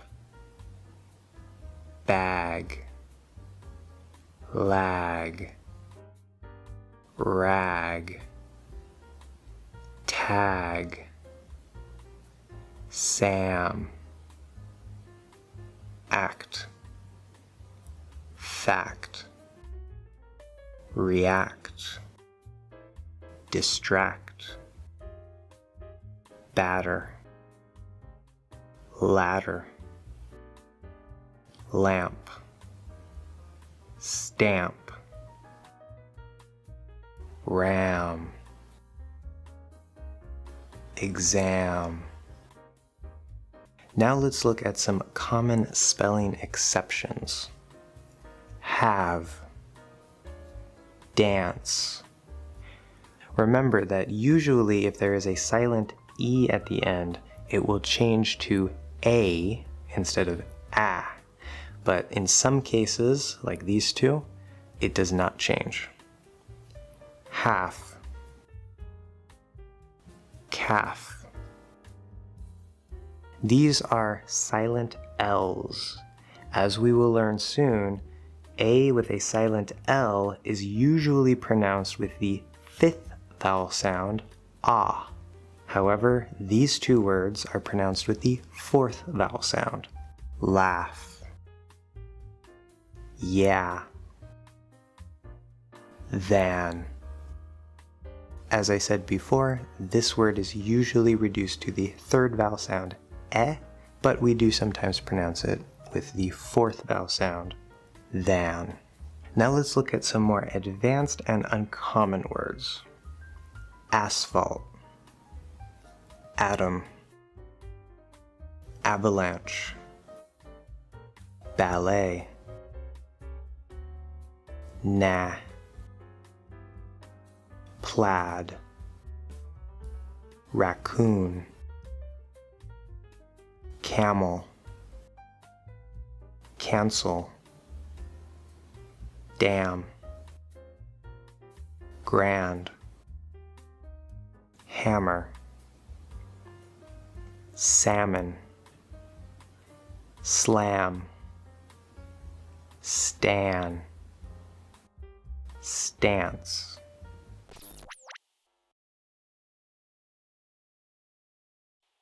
You're going to learn the secret reason why a seems to be different before n or m. It's still a. You'll learn the truth about the pronunciation that other teachers talk about. You'll also learn the truth about all vowel sounds before n or m, because yes, this is related. So let's first talk about what other teachers have taught you.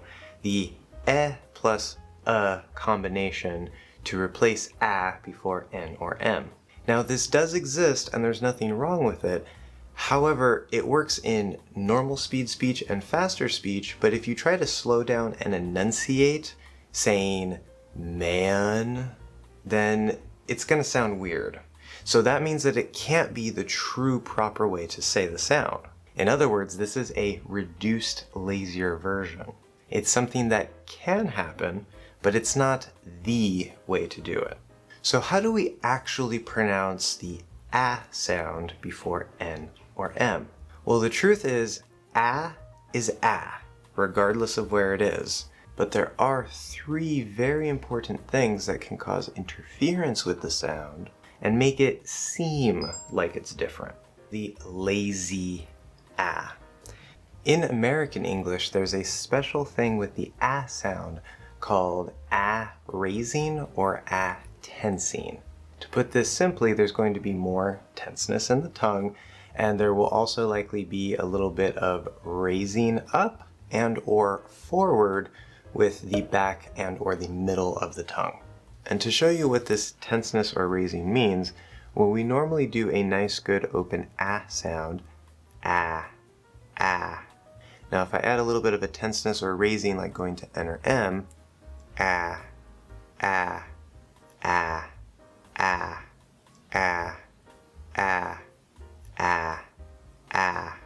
So you can see that there's a little shift in the tongue. It's very subtle, it's very small. Remember, the sound is still in the front, but there is a little bit of a difference with the back and middle of the tongue. According to Wikipedia, most American and many Canadian English speakers, at the very least, display an a that is raised or tense before the front nasals and n, such as camp, man, ram, pan, etc., which are otherwise lower and laxer, meaning more relaxed. Further, more widespread among speakers of the Western United States, Canada, and the Southern Midwest is a continuous system which also revolves around the a before nasal consonants, but has a less extreme raising of the tongue than the nasal system. Instead of a sharp divide between the high tense version before nasal sounds and the low relaxed version before other consonants, we actually get a range of more tense or more raised to more low or more relaxed, regardless of what follows the a sound. However, for many American English speakers, this range means that if a is before m or n, it's much more likely that there will be this higher raising or this tenseness. So, for example, man will have the raising more likely. It's not required, you don't really have to. And on the other end, if it doesn't have n or m after the a sound, then it's much less likely to have the raising and much more likely to be lower and more relaxed. but you could also still have that raising. But if it's difficult for you to make the ah sound before N and M, or just in general, then you can add a little bit of that tenseness or raising to the sound in order to make it a better sound. And that leads me to the special hack. All you can do is, in all cases, all of the time, it doesn't matter if N or M is after. The hack is always add a little bit of this tenseness or raising. This way your ah vowel will always sound great, as long as you, of course, produce the sound correctly. The last thing that can cause interference with this sound before N and M actually affects all vowel sounds before N or M, but we don't notice it in the other cases, and I think there's a reason why. So for example, if I say on, own, un, or seen, what's actually happening is there's this thing in the back of your throat at the top called the soft palate, or sometimes velum. And this is the thing that when you close your lips or you close your tongue and you make the sound go through your nose, that flap opens and allows the airflow and the sound to go through the nose. Now what happens is that the vowel before M or N will actually be a little colored or very slightly nasalized before M and N, because as we are preparing to create that M or N sound, the velum loosens, and so it doesn't completely open. The sound is still going through your mouth, seen. But there's a little bit that escapes through your nose, and this creates a slight, very small nasalization. So if I compare, for example, see, seen, see, seen, you can hear it's small, but you can hear the difference. Now, for all other vowel sounds except for ah, we don't notice this nasalization, especially in faster or even normal speed speech. And I think the reason for that is because the ah, right, the velum is up here in the back. The ah is down here in the front. They are literally on opposite sides of the mouth. And so because it's so extreme and because it's so far in the exact opposite direction, we tend to hear that slight nasality just a little bit more. Ah is still ah. Those three things interfere with the ah sound before N and M and can make it seem different.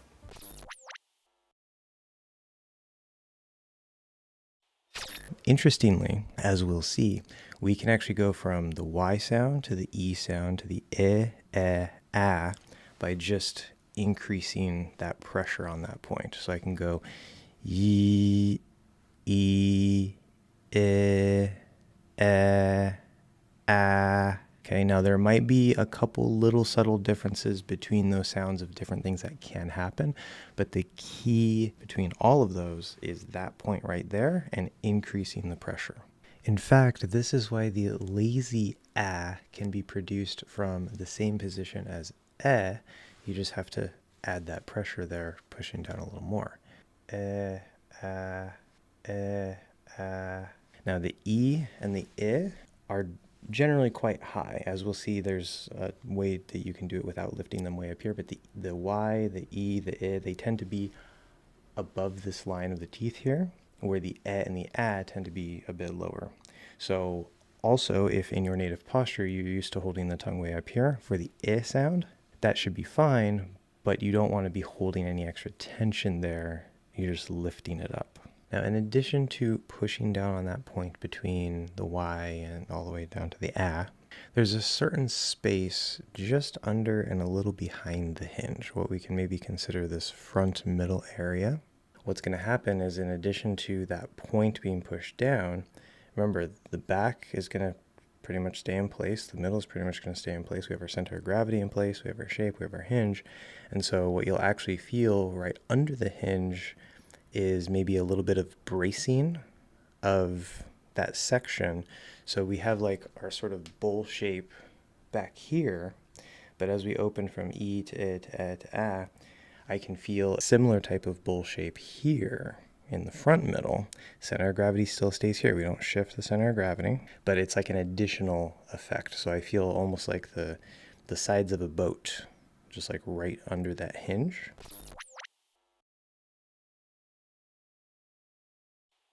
Now, quick side note about the four front vowels before we move on to the next sound. There is an alternate way to do these sounds that's based more on jaw opening and tongue shape. So tongue shape is generally going to be important, but usually you'll see, okay, the E, the tongue lifts up here, the I is here, the E is here, the A is lower, okay. And that's generally true. We also know that the basic settings generally is that the front of the tongue is pulled back from the bottom teeth and here and lined up with that bump of the alveolar ridge. However, there is an alternative thing that we can do. I can take the front of my tongue and pin it right in here. It could be here, here, here. It doesn't really matter where it is. I can just pin it right there, keep it where it is, but I have to keep everything else in place, which means that in order to do that, I have to stretch the front of the tongue forward to anchor it there because I can't disturb this. I can't break my hinge. Now, if I want to do an E, my jaw is going to be not super closed. We still need enough space, and I'm going to shape that E while anchored here. E, E, E. Still have my space here, still have everything in place. Then if I just keep it there, I don't have to move this at all. If I lower it and change that shape to the I shape, I, E, I, E, I, keeping the front exactly in the same spot. Go down to E, I, A, E, I, A. By shaping the front of that tongue right and opening the jaw a little bit more for each sound, we actually can get those same four sounds. But the key is that that posture is still in place behind and underneath everything. If you let the whole tongue come forward when you do that, now you have a key feature, as far as I'm aware, of French posture. And if I just do that, okay, so if I try to push my whole tongue forward, I'm not trying to sound French, but it immediately starts making me sound more French. It was coming off a little bit, but I was trying to push my whole tongue forward into these bottom teeth, and immediately I sounded more French without trying to really sound very French.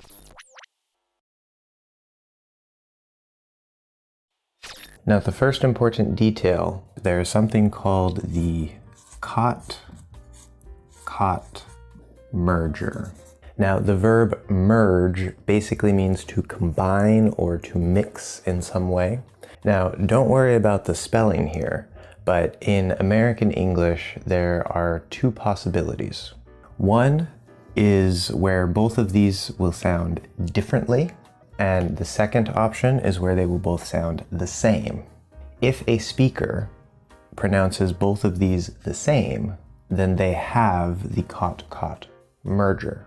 This is something that developed in American English as well as certain parts of Canadian English. If you don't have the cot-cot merger, you have a sound here and you have a sound here. I'm not entirely sure if law is supposed to have this sound or not if you don't have the merger, because I do have the merger, obviously. But that's a good example where, especially with this AW spelling, you might not know which one you should pronounce. And so because I have the cot-cot merger, and because you now only have to learn one vowel instead of two, the way that I will be teaching you is the cot-cot merger. So we will not have this sound here, and the ah sound, instead of being here, will be where I place it, which is right here. The only reason why I want you to have that information is because you might find other teachers on YouTube or maybe other teachers in person, like if you take classes on italki, then they might teach you these two sounds separately. But why learn two sounds when there are native speakers who naturally only use the one sound? It makes it easier for you, right? Okay, so as I said, right, we have the top of the mouth here. Your mouth is open, and we're using the back part of the tongue. What's gonna happen, because you're opening your mouth, but you're using the back, your tongue is gonna kind of feel maybe like it's like this, but we really have to get it open, ah, ah, ah. However, especially because we need to get the tongue down here into the back, the mouth does need to be very, very open. So if I were to open my mouth as wide as possible, ah, is too much. I can open my mouth quite wide. So we want to say ah, front, ah, back, ah. Now, as usual in actual speech, it might not be quite that open. And one good rule of learning new sounds, especially new vowel sounds, is that if your tongue doesn't hurt, you're probably not doing it right. Unless you already have the sound exactly or very, very similar. Let's go ahead and take a look at spelling patterns. This particular sound is a little more complicated than these sounds. This one, unfortunately, does not have a single letter common spelling. You see this W here, but you probably notice I'm not saying ow, right? I'm saying ah. One of the most common ways to spell this is an A with a silent W. Yes, silent W. So this is a common mistake that pretty much every English learner makes, but this W is just spelling. Why? Because if we just had the A, we would want to say ah. Just like over here, if we take man and we put an E, it changes this to A. For that exact same reason, if we put, say, S-A, I would probably try to pronounce that sa, right? Like in the word sad. So a native English speaker would most likely look at this, and even though this is not a word, probably think ah. But if I put a W here, because this is a common spelling pattern, a native English speaker is going to see this and want to pronounce ah. Okay? Saw. So do not round your lips. You see a W, but there's no W. Do not round your lips. This is another reason why it is so important to start with pronunciation when learning a language like English that does not have a phonetic script. So we have the A-W spelling pattern, law, saw, jaw, claw, draw. Now, of course, we also do have this word, A-W-E. Now it's not at the end, which is fine. Aw. And another example, we have the word awkward. And so this A-W here is again, silent W, ah. Now, another common spelling pattern is A-L. This spelling pattern is usually ah, sometimes it's not. So in the word half, there's no L sound here, but it's actually the ah sound, this front sound here. So that's an exception, okay?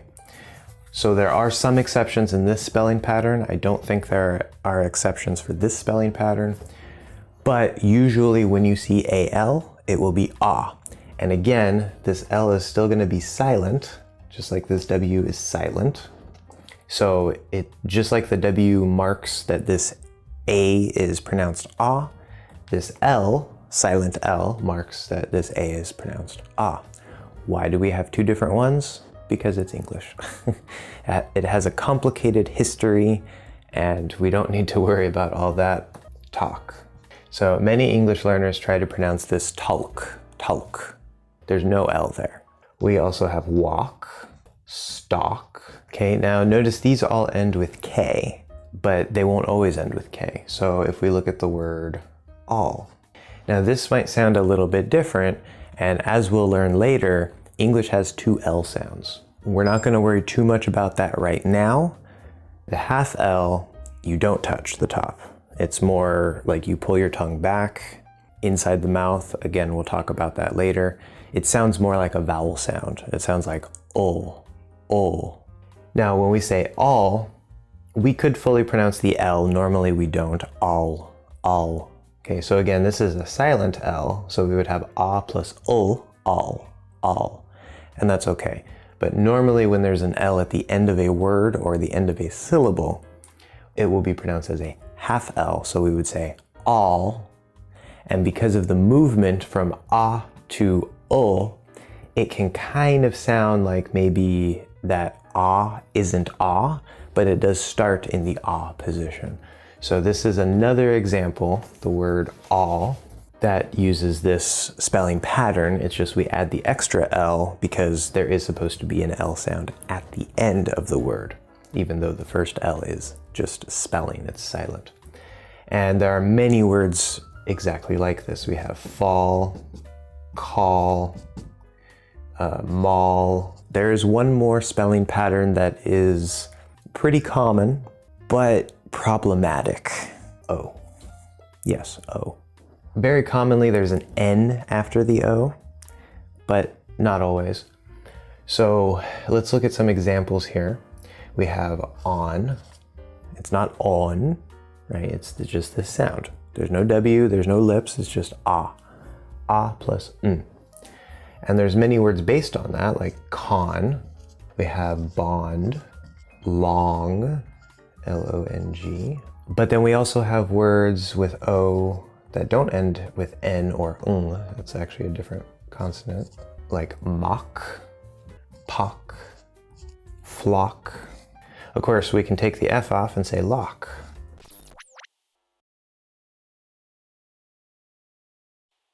If you want to use the unmerged sounds, either because you like that version of the neutral accent in American English or because that's what you originally learned, you will have to figure out how to maintain the posture with those two sounds. What I'm going to teach you is just the one merged sound, which is on the back of the tongue, which makes everything so much easier. Like we've seen for several sounds so far, the ah also has a bit of a range of possible articulation.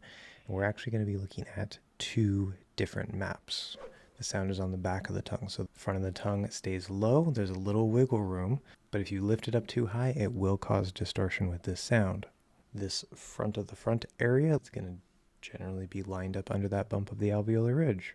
We're going to do middle back. You do not want to be back in the throat. Ah, it's too far back. Okay, if it sounds like it's stuck in your throat, you're placing it too far back. We also don't want it to be on the front of the back of the tongue, like sounds like it's a little push forward. The sides are higher, the middle body is lower and relaxed. This section is also part of that relaxation, is that retraction, where it's sort of falling into the back of the tongue. All that stays in place in the middle. Okay, you can't break that. You can't let it flatten out. You can't let it flatten upward or anything like that. And then you place the sound on the back, ah.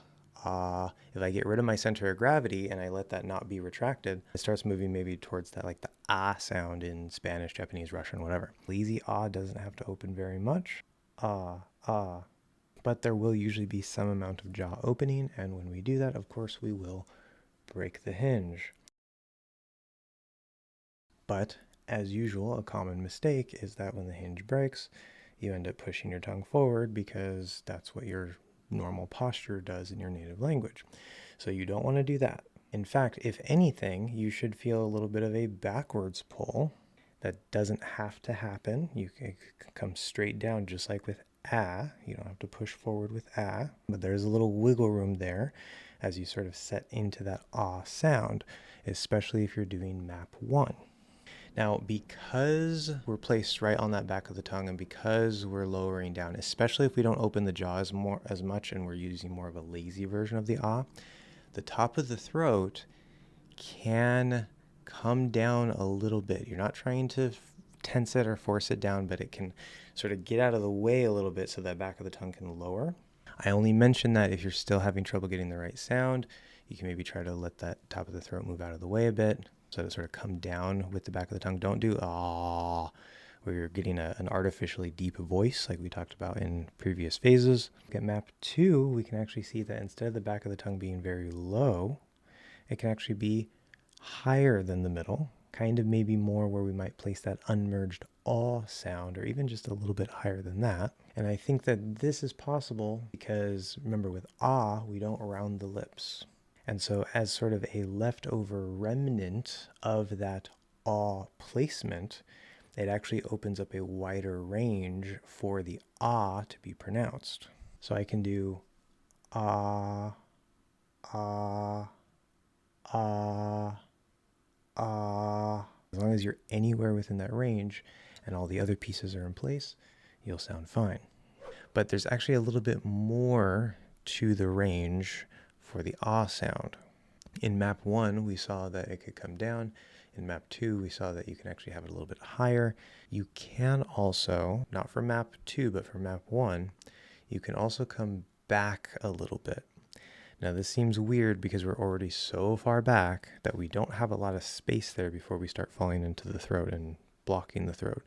So it's a very tricky thing, but there is still a little bit of wiggle room to move a little bit farther back. My recommendation would be to just kind of avoid that, but this could also help to be a good compensation mechanism if your tongue tends to be high and forward in your native posture and you're still struggling to get the ah sound. Remember, we don't want to go in the throat and have it be ah. It's not supposed to be throaty. It needs to be on the tongue, but going back a little bit in addition to maybe going down can help you to correct into the right range there.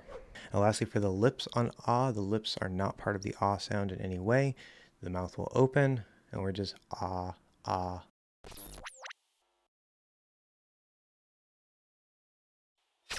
Ah, ah, ah,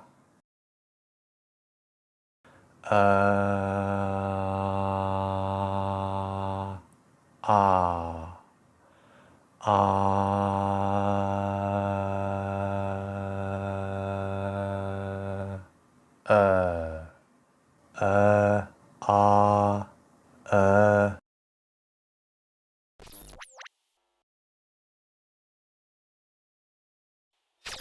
The AW spelling pattern.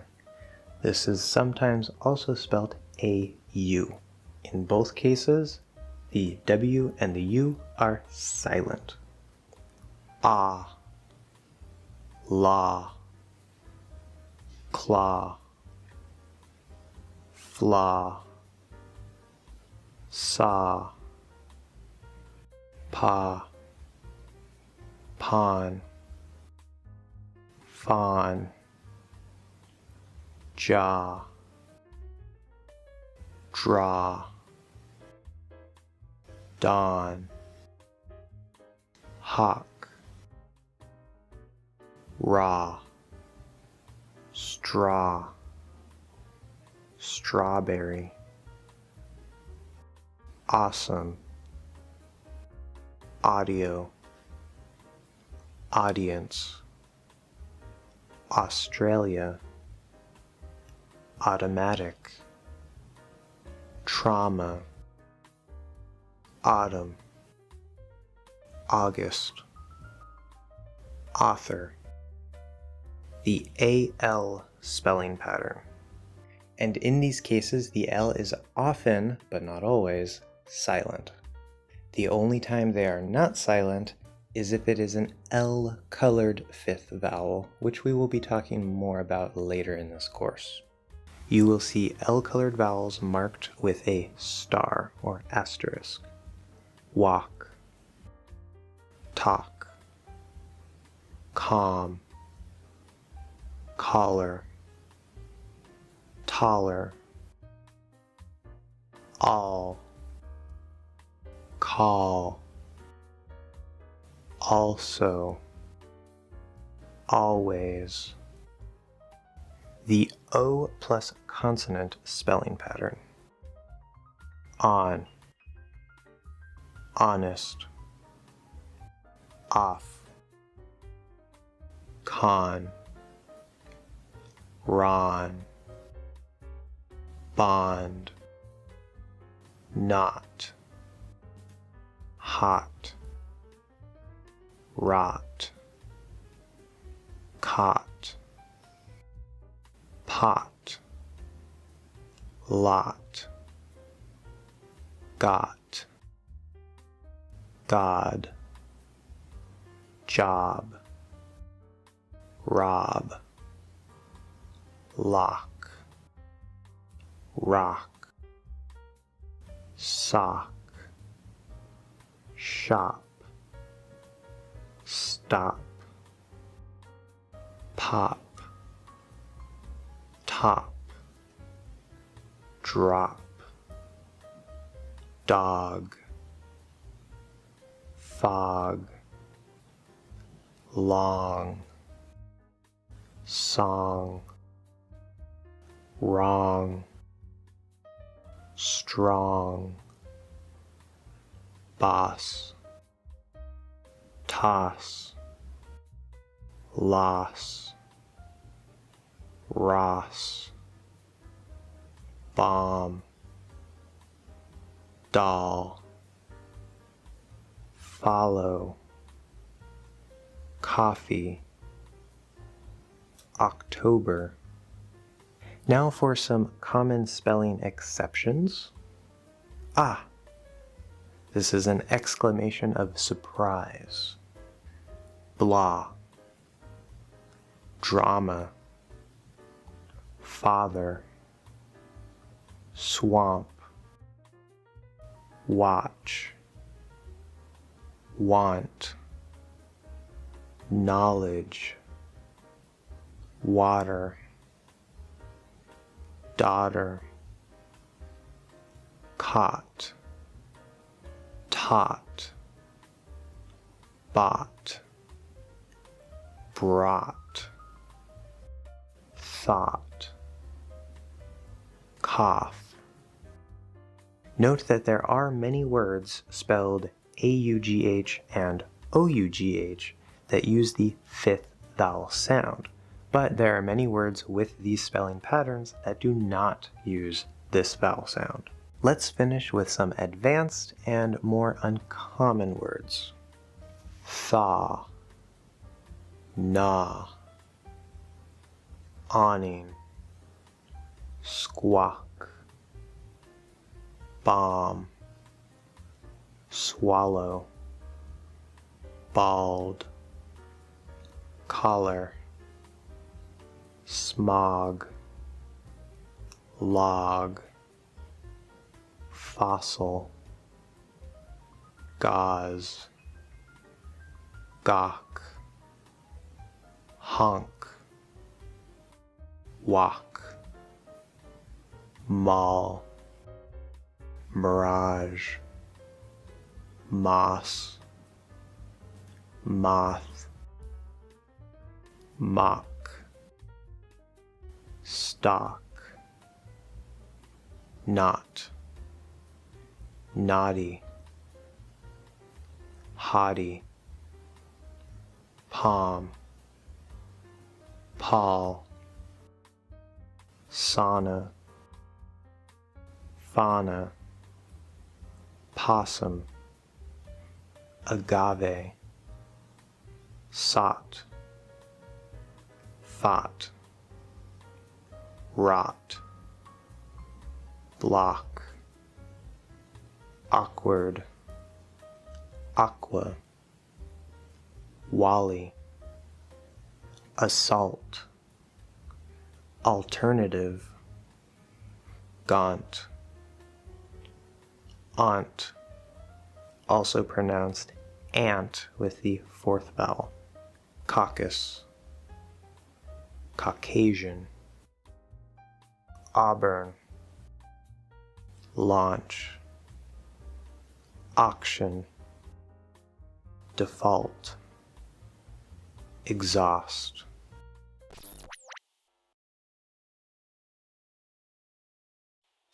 This sound is a bit difficult for many English learners, and it's one of the most difficult sounds to find. That's because of the placement in the mouth. And because of that placement, that's also why I call it the high schwa. The reason I call it the high schwa is because, to me, in my mouth, it feels like if I were to take the schwa in the middle and I sort of push it up onto the back of my tongue, but just the front of the back, if that makes sense. So imagine you have the front of your tongue, the middle of your tongue, the back of your tongue. And this back here would not be in your throat, that would be down here. So this is where the oo is, where the o is. We're gonna go a little bit farther forward, but not into the middle. So if you were to try to do the sound on the front of the back of your tongue, take that schwa, just slide it up a little bit and back a little bit. And you should kind of feel like you're trying to push the back of your tongue forward a little bit. And the rest of your tongue should be more down. It's really hard to do this with my hand, unfortunately. That is why I call it the high schwa. And it sounds like this. Schwa, high schwa, oo, oo,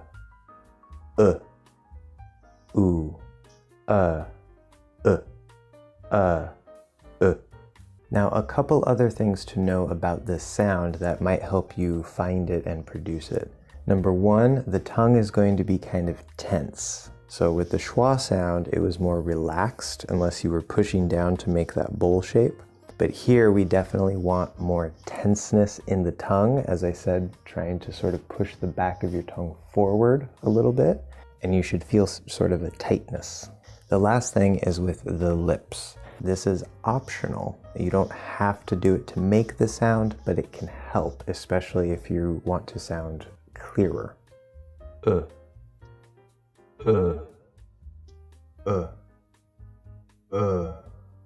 So that's actually the same motion, or very similar to the lips with the and not the rounding with the o or the oo. If you do that with the high schwa, it's not going to sound right. It will sound more like probably an oo sound.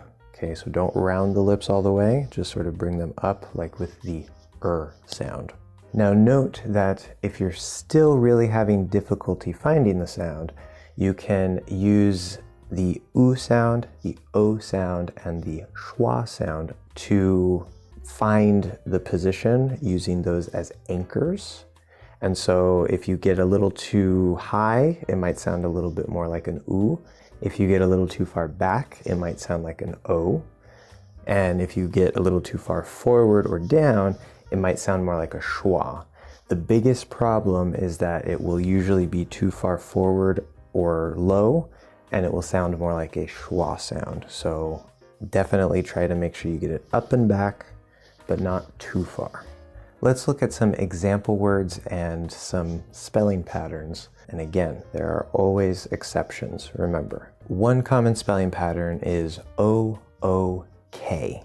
Book, look, took, cook, shook. We have another common spelling pattern of sorts, which would be O-O-D or O-U-L-D, where the L is silent. There's no L sound. Good, would, should, could.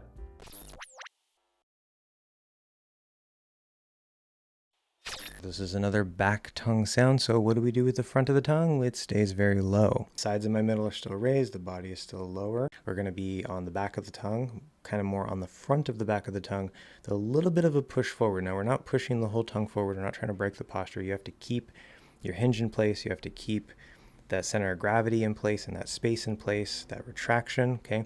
If you have all that in place and you get a little forward tension on the back of your tongue, remember I call this the high schwa, even though it's not actually a schwa, because it feels like the is kind of like right around here. And if I sort of go up and back onto the front of that back of the tongue, remember, think of it more sort of like this, where we have that forward tension on that front back of the tongue for the placement of the sound, but then the center of gravity, because it needs to be maintained, right? It doesn't want to be pushed away. It's going to sort of almost push back into it, right? So the middle pushes a little into the back pushes forward, and you have to find the balance there. But that is how we maintain that center of gravity in the sound. Otherwise, everything would want to come forward and we'd be like, Now, as we see with these back of tongue sounds, we tend to get a little bit of support from the throat, whether that's getting out of the way, like if we're going to do sort of a lower ah type sound, or maybe sort of not pinching, but maybe tightening a little, pushing up a little, just a little bit, not enough to break the posture, not enough to add extra tension, but to support and help push up that back of the tongue, depending on what sound we're trying to make. In order to help support that, you can, it's not necessarily required, but you can get a little bit of actually pushing out from the top of the throat, not just pushing up, but actually a little pushing out right under here, right above where the Adam's apple would be. And then also a little bit of upward tension to sort of support that. But again, don't let the back of the tongue come too high, because then you're going to lose the space and it's not going to sound clear. Also, don't tense too much, because then you're also not going to sound clear. We're going to get like, If you're doing a lazier version, that probably won't come in at all. I can feel maybe just a little bit of movement in here, but nowhere near as much as if I do, There is one special detail to mention here about the front of the tongue, and this will be shared by the oo sound and the w sound. And that is that in the front, it's not really that it moves. There's a little wiggle room in exactly where it can be, but you will likely feel some tension through the front of the tongue, and even a little extra tension around the hinge. Again, this is a back of tongue sound, so just like with the front of tongue sounds, we can feel a little bit of maybe a forward pull on the hinge. With the back sounds, we can feel maybe a little bit of a backward pull on the hinge. Again, it's not required. Even though the lips are not required for the sound, if you do use them to whatever degree, they're going to work exactly the same as the SH. Sh. So if I say should, should. See, it's held through both of those sounds. Now for the more normal looking maps, we're going to look at a few different ones here. First, this is my original map that I made a long time ago. We can see, of course, it's missing the key details of the posture because I didn't know about that. Number 2 might look something a little bit more like this. And then number 3 might look something a bit more like this. And this is one of the interesting things for this sound. It does potentially have a bit of a range of articulation. When I try to form the sound in my mouth specifically, it feels exactly like I described it to you.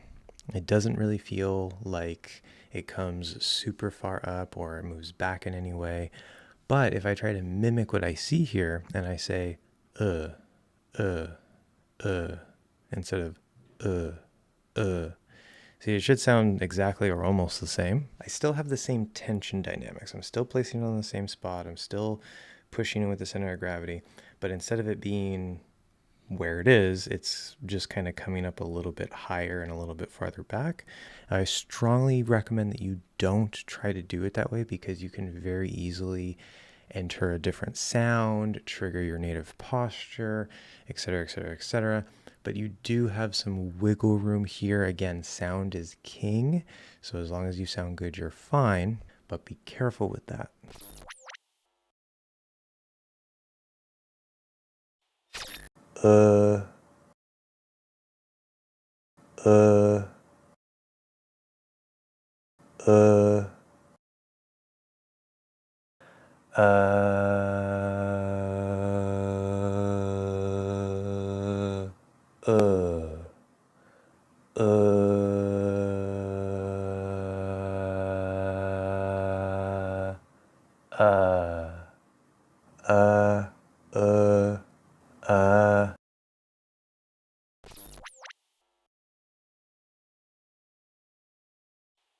Any word in this lesson marked with a star or asterisk is an L-colored high schwa. The letter U spelling pattern. Put, bush, push, pull, bull, bullet, bully, full, cushion, butcher, pudding, bulletin, sugar. The OO spelling pattern. Good, look, took, cook, book,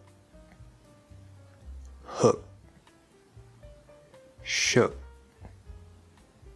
brook, crook, rook, rookie, cookie, nook,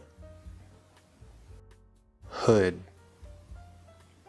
neighborhood, wood, stood, foot,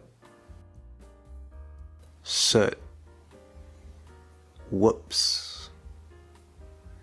And don't forget would, could, should. These are not L-colored, the L is just spelling. And a few examples spelled with some other spellings. Woman, wolf, bosom. These last examples with 2 stars are special cases where you can use the schwa or the high schwa.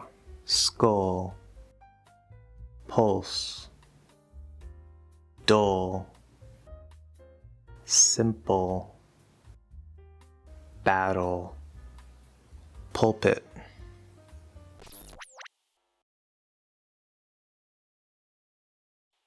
The oo vowel sound is one of the easiest vowel sounds to both hear and master. This is because, like the E sound, many languages have the oo sound. First, let's look at the vowel chart. We see that the position is in the back of the mouth, so you are using the back of your tongue, and it is very high. Now, one small difference between your language and English is that most likely the exact placement in your language is probably either a little higher, a little lower, maybe a little more forward, but it's the same basic sound. I recommend that if you want to make sure, you can check your native language's vowel chart by looking on Wikipedia. Even if you don't change the oo placement from your native language, it will still sound really, really good if you fix one little detail, which is the difference: the lips. In many languages, when you make the oo sound, you just stick your lips out. Oo, oo. The big difference in English is that we don't stick our lips straight out. Now there's some variation to this and it depends, but if you say a nice, clear, enunciated oo sound, you'll notice that the lips actually kind of come up and then around. This is very similar to what we saw with the sound, how the lips come up like that, but we're also going to round oo, oo, oo, oo. Now again, if you don't have those muscles in your lips to do that, to get that first up and then out, this can be kind of difficult. However, if you don't change the tongue position, but you get these rounded lips, you're immediately going to sound much better. Now, if you're speaking more quickly and naturally and you're not really enunciating very clearly, then we tend to kind of make this rounding short in a way. And instead of coming all the way up and around like ooh, ooh, right? That's usually a bit too much, right? If I really exaggerate and I say you have to do it, then yes, I'm emphasizing, I'm enunciating, but if I say you have to do it, you have to do it, you. So we still come around, but it might not be so much up, so much out, and that's perfectly fine, but that basic motion is still there. We don't say like, you have, you. See, that's different, you. If I just come straight out with my lips, it's a little weird, and that's gonna give you a definite accent. Now, this is a sound that I definitely recommend you look in a mirror and practice with. Now, while you are practicing this sound, I do recommend that you exaggerate and really get those lips up and around, because number one, that's gonna help you build these muscles, and number two, when you're speaking more naturally, you're not going to take the time to do that, just like we native speakers don't. But you have to get that full version first. One last tip is with the tongue. If you're getting those lips around nice and good, but it still sounds a little bit off, then what you want to do is, number one, you can try lowering the back of your tongue just a little bit, not too much. But if that's not the problem, then I've noticed that in many languages, the tongue itself is more tense, right? It's tighter. That's very natural because you're just sticking your lips out, and so the tongue just kind of locks into place and ooh, ooh. But because the lips are rounding and we have this motion, you don't really want to open the inside of your mouth very much. It's still a very closed mouth position, but you can let your tongue relax a little bit, and you don't really want to move it around. You want to get it into position. Let's look at some example words and some common spelling patterns. Unfortunately, as I mentioned briefly before, many of these remaining vowel sounds don't have consistent spelling patterns like many of the front vowel sounds do. But for the oo sound, we do often use the letter U by itself. We also often use two O's. Sometimes if something is spelled with one O, like in the word do, it's actually an oo sound. And sometimes we have the spelling pattern OU, but again, that could also be ow, for example, which is a diphthong, combination of two vowel sounds. Listen to the following words and repeat after me. You, new, soon, move, shoe, do, true, and the name of the letter Q.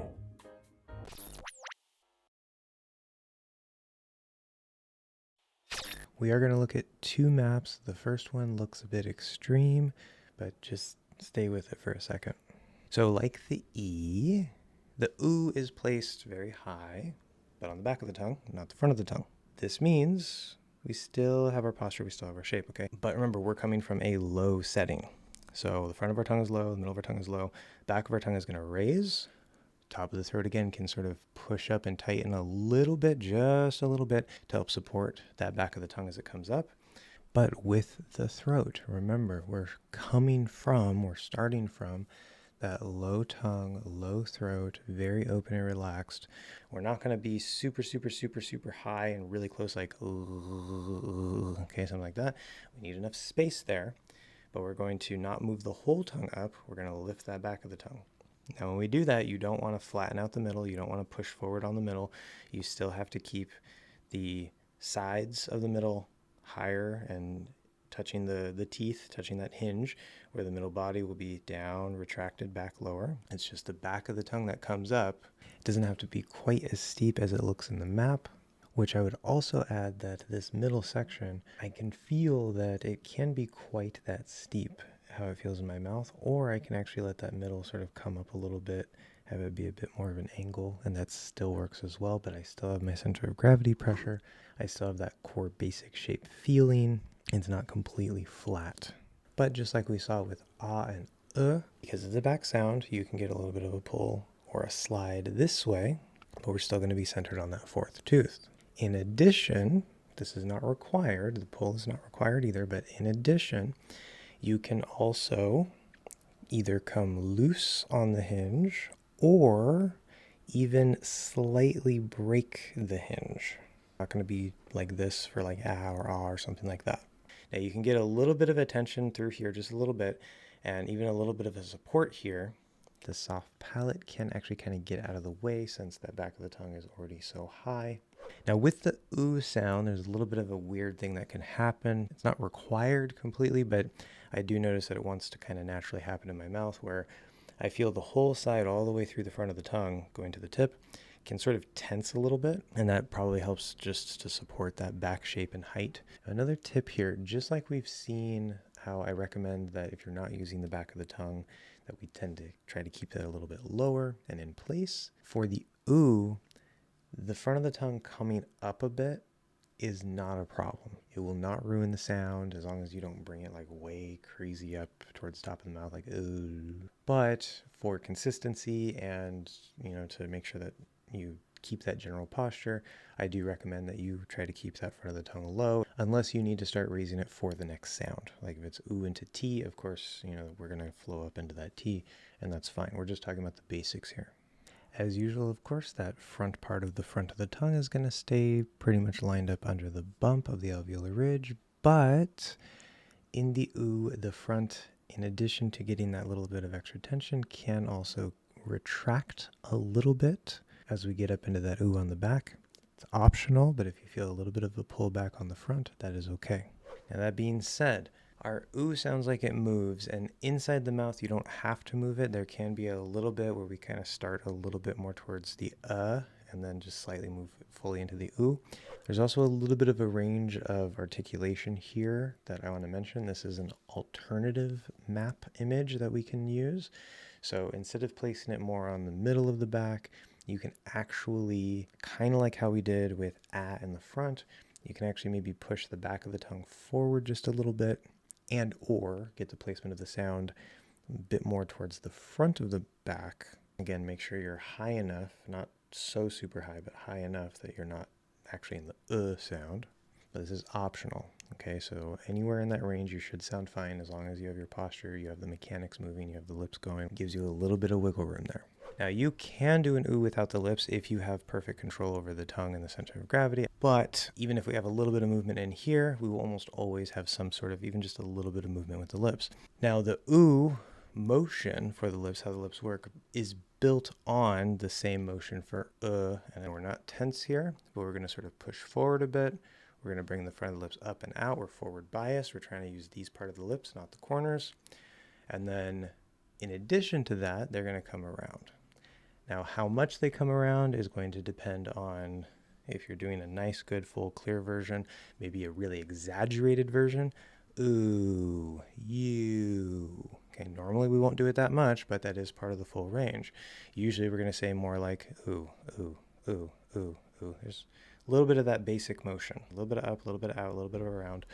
Now, if we look at some more normal standard maps, first we can look at my old ooh map. Of course, the postural elements are there as usual, just not shown. Or you might see something kind of more in this direction, which seems pretty extreme to me. I would never think to show it quite this way, but I can feel, if I try to, not quite that far, but kind of get something of a shape in that direction like that, I can still do a pretty good ooh sound. Ooh. Ooh, we can maybe consider this part of the range, but I definitely wouldn't try to go this extreme, especially because you have a danger of maybe accidentally doing the W sound. So there's a couple key differences between the ooh and the W.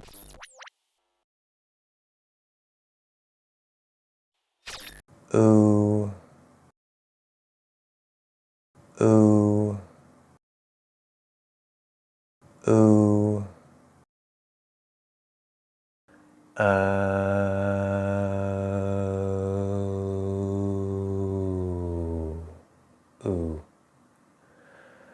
Ooh.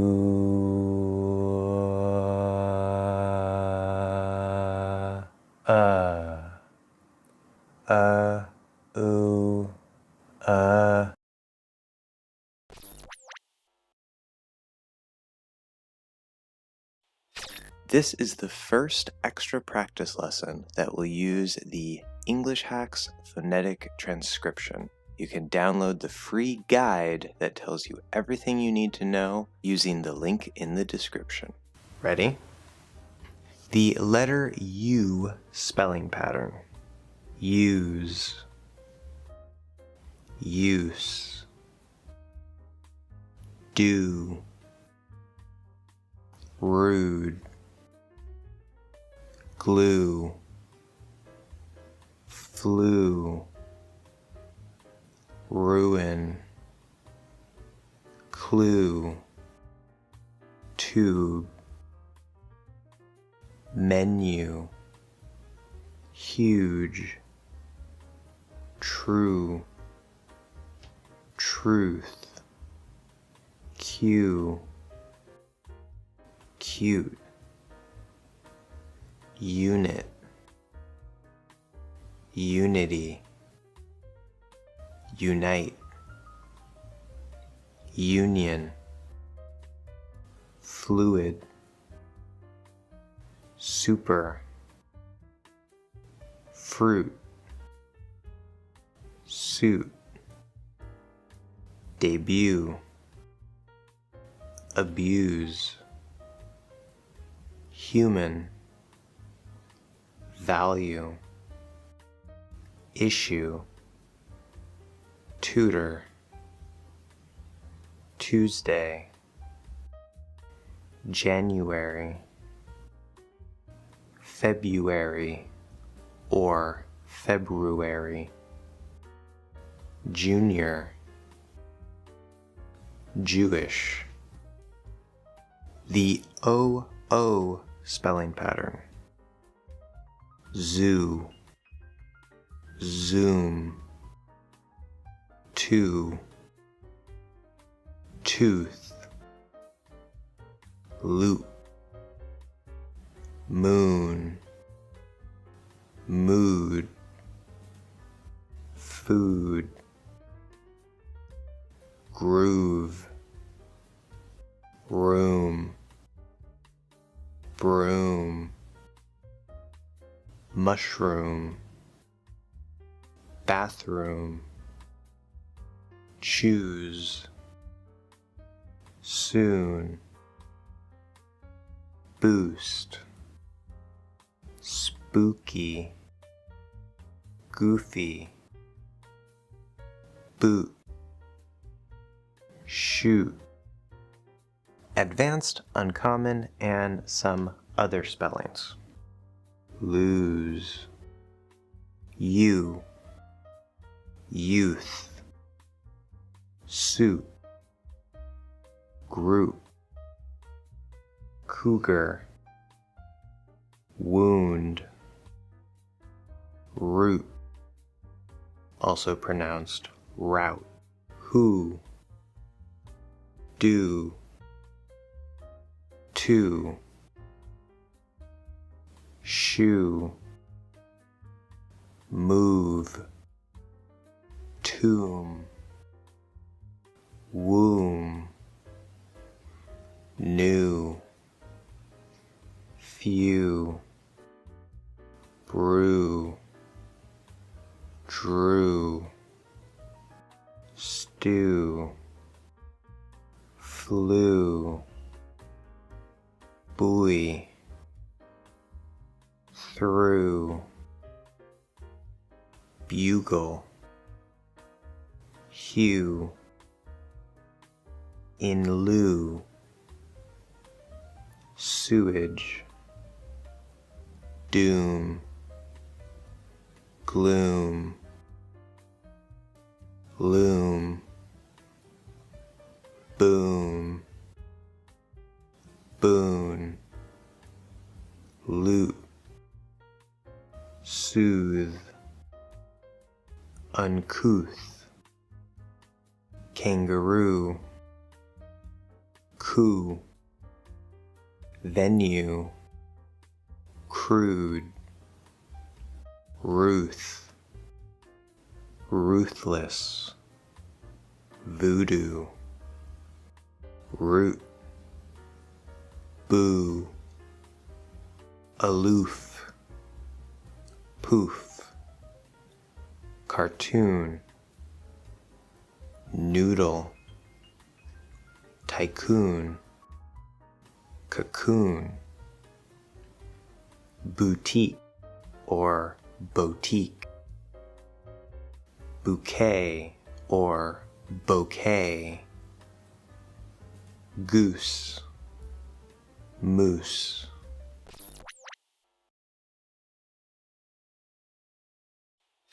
It's supposed to be double U, meaning two U's put together, and that's how it was traditionally written.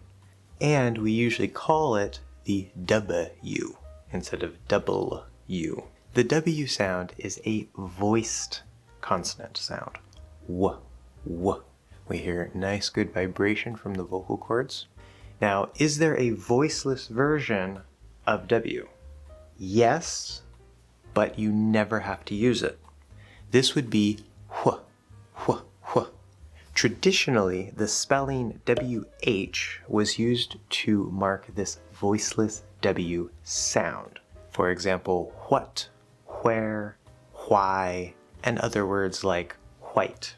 Although there are still some speakers in American English who use this sound, almost every single person that I have ever heard speaking American English in my life uses the voiced W sound, and they never use the voiceless W sound, including myself. I do not use the voiceless sound. You never have to use it. So how do we make the W sound? Now, earlier in this course, we saw a lot about the O sound, the U sound, and the diphthong ow. The end position is very, very close to the W. In fact, it basically is a W, except it's not as deep, we would say. O, W, oo, W, ow, W. Now you don't want to necessarily try to do this as tight and pushed out as possible. It's not W, W. And that leads us to our common mistakes. There are 3, and they're all very closely tied together, so you want to be very careful here. The first big mistake is closing too tightly. Okay, if you do this, the air can't really flow. It's too close, it's too tight. Now there should be some tenseness, of course, but you don't want to make it so tight that it feels like, you know, you're trying to throw your lips across the room or something, right? It's not or something like that. Now the second mistake you want to avoid is you want to make sure that you have enough space inside your mouth. Now what do I mean by this? My lips are closed, but my jaw is actually kind of open. So if I were to go into the W position but relax my lips so you can see how open my mouth is, ooh, ooh, so it's not right? It's not like ooh or like that. That's too much. But it's not super closed. It's not like ooh, ooh, ooh.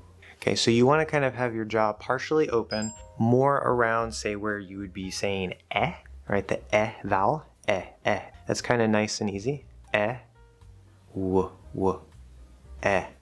Now the exact tongue position, the tongue isn't as important for this sound because it's almost all in the lips, but the front of the tongue is going to be kind of down and relaxed down in here. If this is your bottom teeth, then your tongue is just going to kind of sit down in here.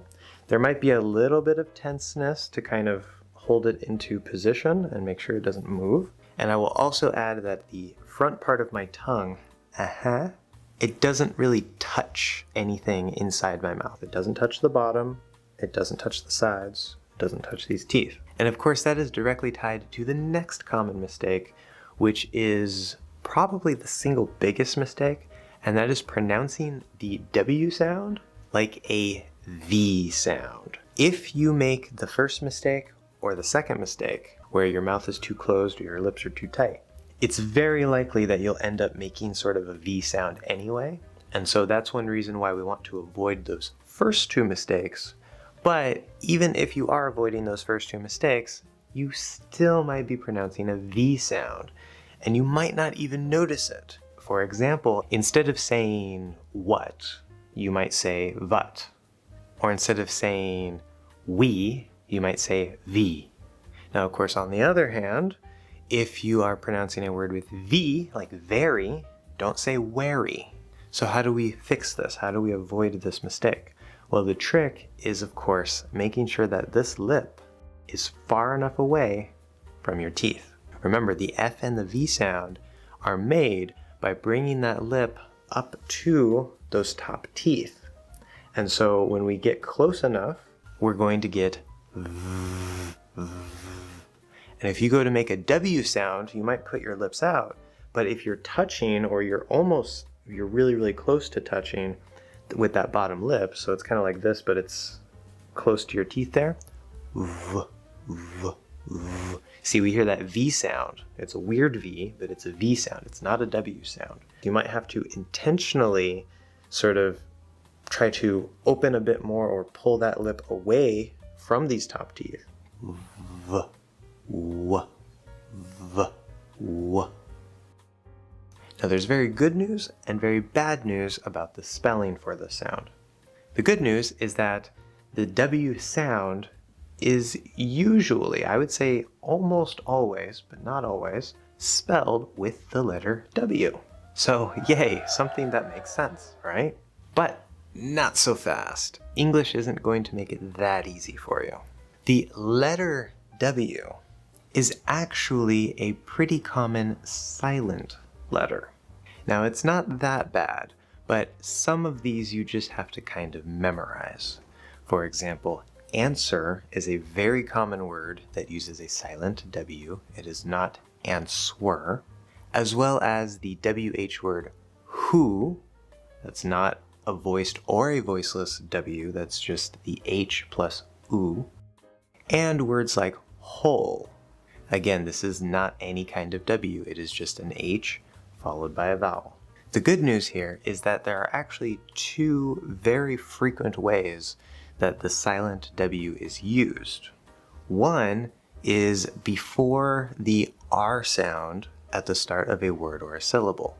For example, wrong, rap, right. But there's a second way to know if the W sound is going to be silent. This usually involves some sort of vowel sound before it.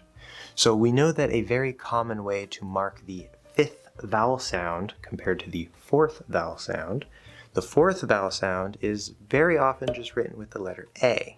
But remember, the fifth vowel sound, one of its common spelling patterns is AW.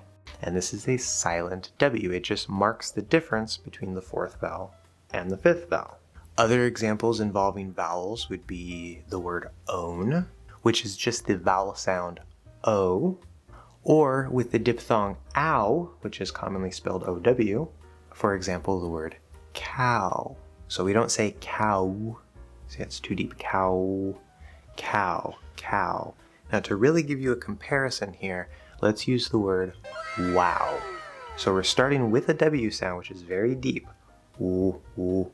And then we're going to go through the diphthong ow, and at the end of that sound, notice that it's not quite as deep. Wow, wow. So we now know when the W is silent and just spelling, and that leaves us when we actually pronounce it. And that would be at the start of a word or the start of a syllable, as long as it's not one of the cases we mentioned, like the WR combination. But note that there are combinations where the W is pronounced, like the KW combination in words like queen or awkward.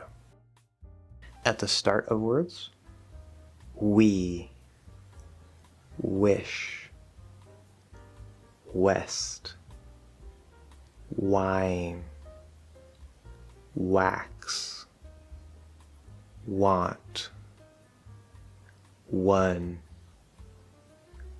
word, whoa, wow. In the middle of a word, awkward, forward, toward, award.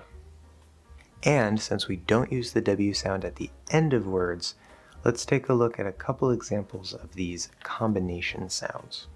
Swear, swim, twist, 20, quick, question.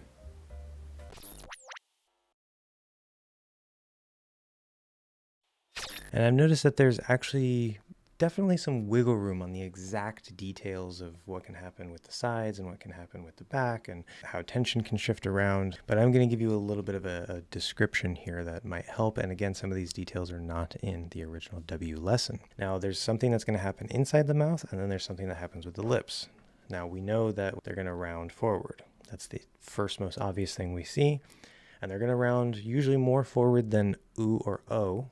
If you're getting lazy with the W, you don't have to go quite all the way to this small little hole here. You can get more like wah, wah, wah, wah, wah. Again, we're not pinched here, we're not wah, wah, wah. That if you're too tight here, it won't allow you to round properly. So you have to relax the sides. We're going to push them forward, not tighten them like this, push them this way. And then get the front lips, again, we're front bias, so we're trying to bring the top lip and the bottom lip together, but not like an M, not where we're closing. We're trying to round them into this little tight circle. Ooh, ooh. Of course, one very important thing with the lips is you do not want this bottom lip to be anywhere near these top teeth, because then you get like a little bit more of a V or a weird like WV type sound. So you gotta make sure there's lots of space between that. And that's part of this front bias, because we're bringing them together, but we have that space here. We're not tight. Our jaw's a little bit more open.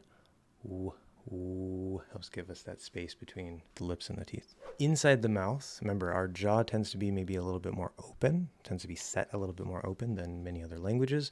So we need enough space in the mouth from the jaw opening. Then the tongue inside is set low and back from our basic posture. So that also helps create lots of space inside. So even though the lips come forward and are closed like this, and it seems like there's not a lot of space, inside the mouth we still have a ton of space. We still have the hinge. On the hinge and anchored all the way back as I am, I will feel when I do the W that I will get a little extra tension, like I'm kind of pushing just a little bit more, but you don't want to flatten out the middle. Okay, you want to keep the middle more where it is. And then instead of trying to sort of like do this to like flatten out the middle a bit, you're not even really pushing into the sides. You're just kind of tightening the sides a little bit, adding a little extra tension to them instead of pushing. Now, you don't necessarily absolutely have to have that. Again, there's a range here. There's different things that you can do. You can also feel a little bit of a pull on the hinge here for the W. Front of the tongue, low. W is actually more of a back of tongue sound. It's going to be placed very similarly to the oo. It does seem to me that for oo and for W, the soft palate will actually maybe get a little bit out of the way, because these are sort of up high, taking up some of the space here. Top of the throat, of course, can tighten a little bit to support the back of the tongue for the W. Now, the main difference between the W and the oo, we saw with the E and the Y sound that they're kind of basically the same sound almost. There can be a little bit of a shape difference, a little bit of a placement difference, but really the main difference between them that is required is an extra tension or more restriction. W and oo work very, very similarly. The key difference between them is that extra tension or restriction. Now, what this means, number one, in this area up here, so instead of doing the oo where the oo is, you can get a little bit closer, make it a little more restricted. Ooh, ooh, ooh. So we start to hear that air flowing a little bit more tightly. However, going along with that, one other detail that is optional, it doesn't have to happen. It does seem like it wants to naturally happen when I fully enunciate the W. But in addition to getting that a little bit higher and closer to the top of the mouth, I will feel extra tension along the sides of the tongue. So not just on the hinge area, but the whole sides going all the way up. You also might have started to notice a little bit of a pattern. Remember when we talked about the we said that you might feel a little bit of tension along the sides of the tongue all the way up into the front area. And we saw with the oo, we can get a similar thing. There's actually going to be maybe a little more tension in the oo than there is in the Ooh is also a little higher than the And then we get even higher than that, and we get even more tension. As we shape that back of the tongue and get it higher and farther back for the articulation of these sounds, the sides of the tongue tend to want to brace and tighten up a bit to support that. And that's probably a byproduct of trying to maintain the center of gravity, maintain the coarse shape, and maintain the hinge. It can actually get quite tight, and you don't really want to like push super hard, because you might end up start making an sound, which we're going to talk about later. But you can maybe get just a little bit of pushing into the teeth. I would recommend just getting a little bit of tension there, not really trying to actually push out. It is extra important to keep the right center of gravity, to keep the approximate shaping between the sides and the middle body. Even if it does shallow out a bit, it will not be completely flat, number one. But also, if you start to let that middle body come up more, that is when we will start to form that a little bit. So there's a very delicate balance between the and the W through this middle section. So if you start hearing a bit of an sound in your W, then you know that you're messing up the middle. Now also, it is possible that you might feel a little extra tension around the hinge, maybe even a little bit of a backwards pull because the W sound is back here. In fact, the W can actually loosen or come a little bit off of the hinge. And the front of the tongue can also raise slightly as well. Like with the ooh, there's actually a bit of a range of articulation here. In this case, it's going to be exactly like the ooh. So instead of it being more the middle of the back, you can actually get maybe a little bit more on the front, maybe push that back of the tongue forward just a little bit. So as we can see with the W, there's actually quite a bit of wiggle room with the different parts, but just make sure that you don't break the posture.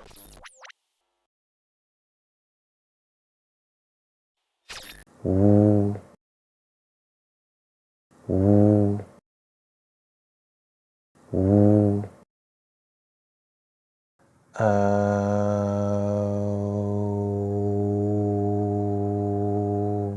Ooh. Ooh.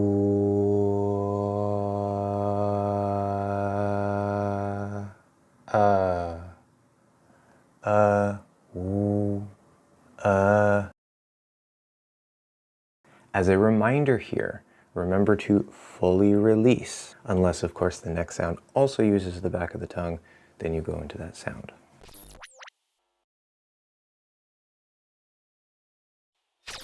Remember, as you're practicing the W sound, you want to make sure that this lip is not too close to these teeth. We don't want a V sound or a V sound. It's not just putting the lips out, it's also getting that lip down a little bit and sort of pushed away from the top teeth so that we don't get any type of little V type sound. Ready? At the start of a word, win, will, with, wish, we, what, where, why, when, or when, which, whether, wonder, wander. Remember that the AW spelling is a silent W. Woe, weep, want, wife, were, was, weed, wave, whim, warm, worm, wet, wall, worry, white, whistle, wild, while, worse, west, wedge, web, weird, water, waiter, wizard, woman, wolf, wobble, window, wide, wine, whale, wacky, well, waste. In the middle of a word, forward, toward, midway, halfway, doorway, subway, aware, beware, keyword, password, network, anyway, anywhere, somewhere, rainwater, meanwhile, otherwise. And remember, the W sound is not used at the end of words, but it can be used in combination with other sounds like S or K. Twist, twilight, tweet, 12, between, swear, swim, swell, swat, swoon,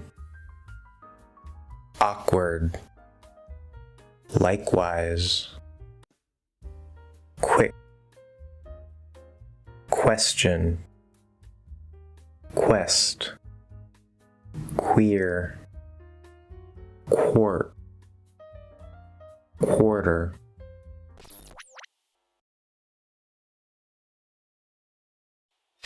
The oo and the o both round the lips. You have to be very active with that movement. Now specifically, if we look at the placement on the vowel chart, we see that it is using the back of the tongue, just like the oo.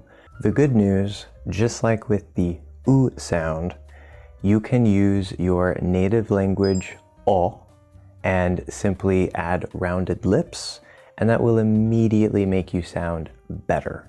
You might have to do a little change with the exact position if you want to get an even better sound. And again, also make sure that your tongue is not really stiff and rigid and tight. We want it to be kind of relaxed.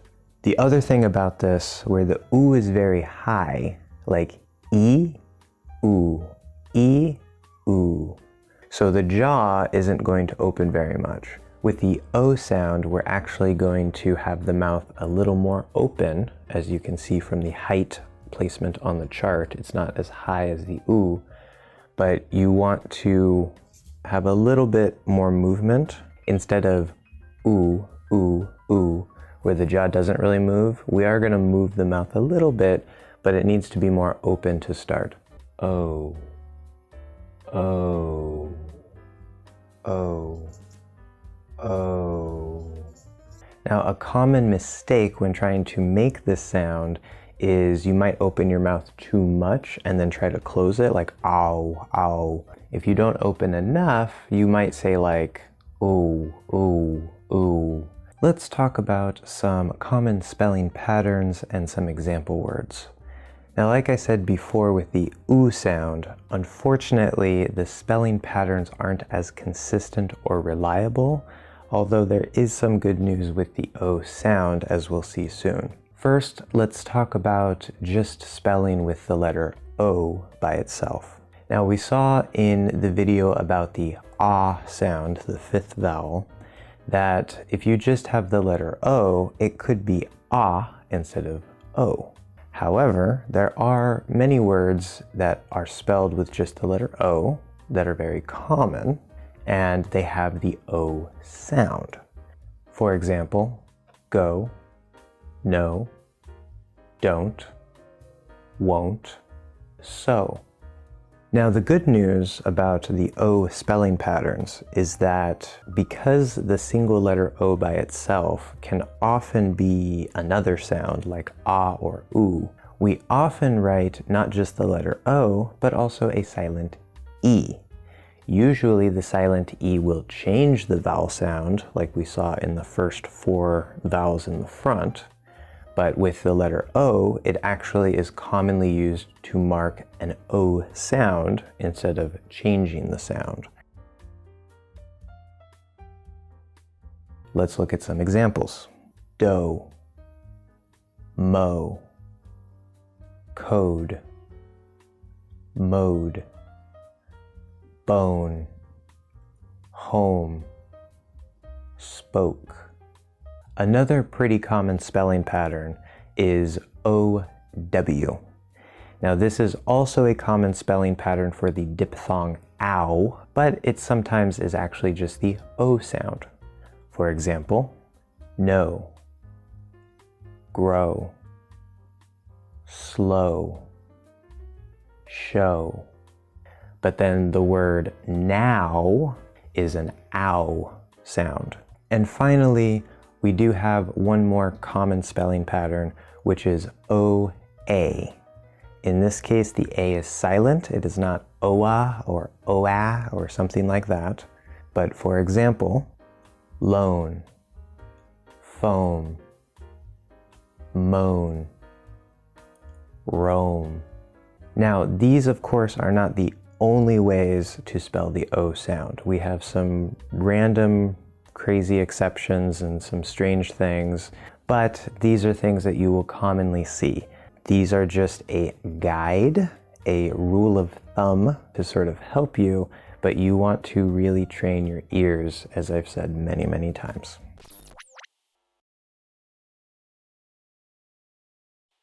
I've talked about before in other lessons how there's multiple ways to do this. The standard way it's taught is to do the aw into the as you bring the lips around, but then there are those of us who have the cot-cot merger. We don't have aw. You can also use O as a monophthong and mostly rely on the lips. That's what I told you in the main O lesson. But there's actually another way that we can do this that actually ties directly into the posture. And it's probably going to make a lot of sense for quite a few of you who have maybe noticed that many Americans have almost like a schwa sound at the start of their O. This is because of the posture and the center of gravity. And what we can do, instead of just starting straight in the O and focusing more on the lips, we are still going to use the lips, but if you start a little bit more towards the not fully into that schwa sound, that center of gravity, but just kind of halfway between and wherever that O would be placed on the back, almost kind of like a schwa. Not so I'm starting to get a little bit of tension on the back of the tongue. I'm starting to just barely leave that schwa sound. And then we're going to go up, kind of like we did with the oo, where we can kind of start a little outside of it and come up into it. Do the same thing here. Then the lips will come around, so as the tongue is doing this, the lips will do this. Oh. Now the settings are very, very important here to get the right quality here. We need lots of space. And if we go ahead and start from an actual full schwa, we can see that first we're actually going to open the jaw a little bit to give a little bit more space. This is more optional. It's not actually required for the sound, but it is a very common thing that we'll do. This can cause the hinge to either become loose or slightly break. Again, don't let it slide or break this way. We want it to just come off like this. The action is on the back of the tongue. And then as we get up into that O, the jaw will start to kind of close up a bit more as the lips come around. Remember, the corners should not be tight. We're not saying oh, oh. Nice and relaxed. We're front biased. We bring those lips up and around like we did with ooh. Now, if we're doing a much faster or lazier version of that O, then the lips can be much less involved. There will still likely be at least a little tiny bit of involvement. But again, remember, the settings are very important. If you're too high or too far forward and you try to do that, it's just not going to sound right. Like we've seen with other back of tongue sounds, the top of the throat area can get a little bit engaged to help support the back of the tongue. For the O, I feel it a lot less than for oo or for W. And remember, there's a difference between tightening and pushing.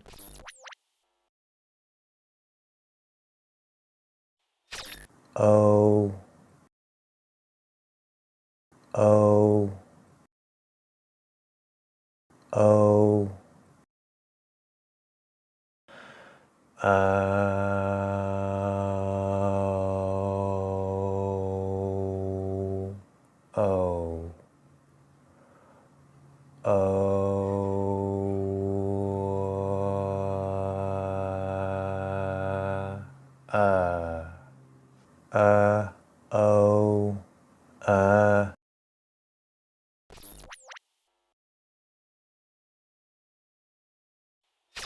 Remember that the letter O by itself in English spelling is often the fifth vowel sound or some other sound aside from the O sound. But in the English Hacks phonetic transcription, the letter O represents the O sound. So when you see the phonetic transcriptions, some of them will look like the normal fifth vowel words, but these are all O sounds. The O spelling pattern. This is often written with a silent E. So, also, go, ago, no, nope, solo,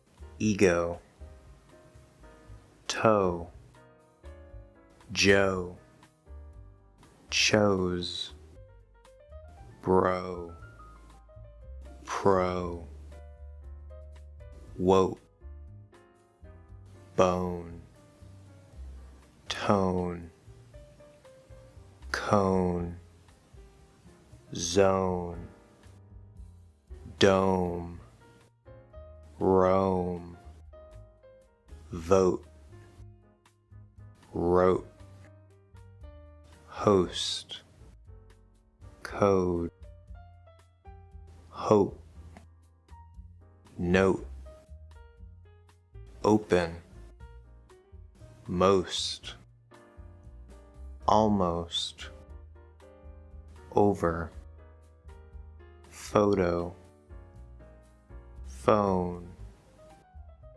radio, audio, focus, total, local, those, though, although, oppose, promo. The OA spelling pattern. Boat, goat, float, moat, moan, groan, foam, load, loan, road, coach, coast, coat, approach, goal. Note that goal is an example of an L-colored O sound. The OW spelling pattern. Remember that this is also a common spelling for the diphthong ow, and in the English Hacks phonetic spelling, OW is only for the diphthong. Low, flow, grow, know, row, own, owe, slow, show, blow, below, throw, snow, toe, shadow, shallow, tomorrow, borrow, sorrow, sparrow, swallow, fellow. Advanced and uncommon examples and some other spellings. Baroque, comb, dough, faux, foliage, gross, opal, plateau, tarot, woe, soap, oat, oat, oaf, toad, goad, coax, oath, loaf, roach, roast, cloak, hoax, toast, poacher, loathe, elope, wallow, micro, macro, disown.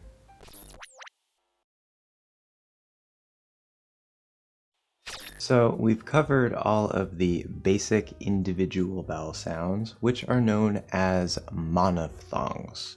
Mono means one. We're going to start looking at the diphthongs. So die is a prefix that means two. So this is actually two vowel sounds combined into one sound. Now, what exactly does that mean? This shows the diphthongs that we have in American English, and it looks a little complicated, I know, but the arrows simply mean that you start at one sound and then you end in the other sound. Instead of this counting as two vowel sounds, it counts as one vowel sound because we use one solid motion. For example, A. It's not E, it's A. So that's actually just one sound. In today's diphthong, we actually see a new sound on the chart. We start with not like we saw on the monophthong chart, which is the third vowel sound. This sound here is a sound that you might have in your language. For example, in Spanish, they actually have this sound as an individual vowel sound and not the third sound that we have in English, but they're very, very similar. The starting position for the diphthong A is and the end position, it sounds like E, the first vowel, but it's actually not. For example, if I say the word day, if I go all the way up to E, it would sound like this. Day, day. That doesn't sound right. You want to end at the second vowel sound, A. So let's go ahead and look at some example words and common spelling patterns. One of the single most common spelling patterns is AY. For example, day, pay, way, say, okay, may. Another extremely common spelling pattern is one that we talked a little bit about before when we looked at the fourth vowel sound, A. And we talked about how if you add a silent E to the end of a word that has the letter A in it by itself, then that will usually, in many cases, change the A to A. So let's look at a few examples of that. Same, frame, date, late, make, take, base. So these first two spelling patterns are probably the biggest by far. The next spelling pattern, which is also pretty common, is AI. Now, don't confuse this with the next diphthong that we're going to talk about, which we might try to phonetically spell with the letter A and I. If you see AI, it will most likely be the A diphthong. For example, main, rain, wait, fail, jail. Now the next spelling pattern isn't quite as commonly seen, but it is very normal and you will definitely see it. This is the spelling pattern EIGH. Notice that the G and the H are silent. They're just spelling. For example, 8, wait, freight, way, feign, sleigh. Also, a very common big exception to the last spelling pattern. Notice the word height, which is spelled H-E-I-G-H-T, but it's actually pronounced with the diphthong I, not the diphthong A.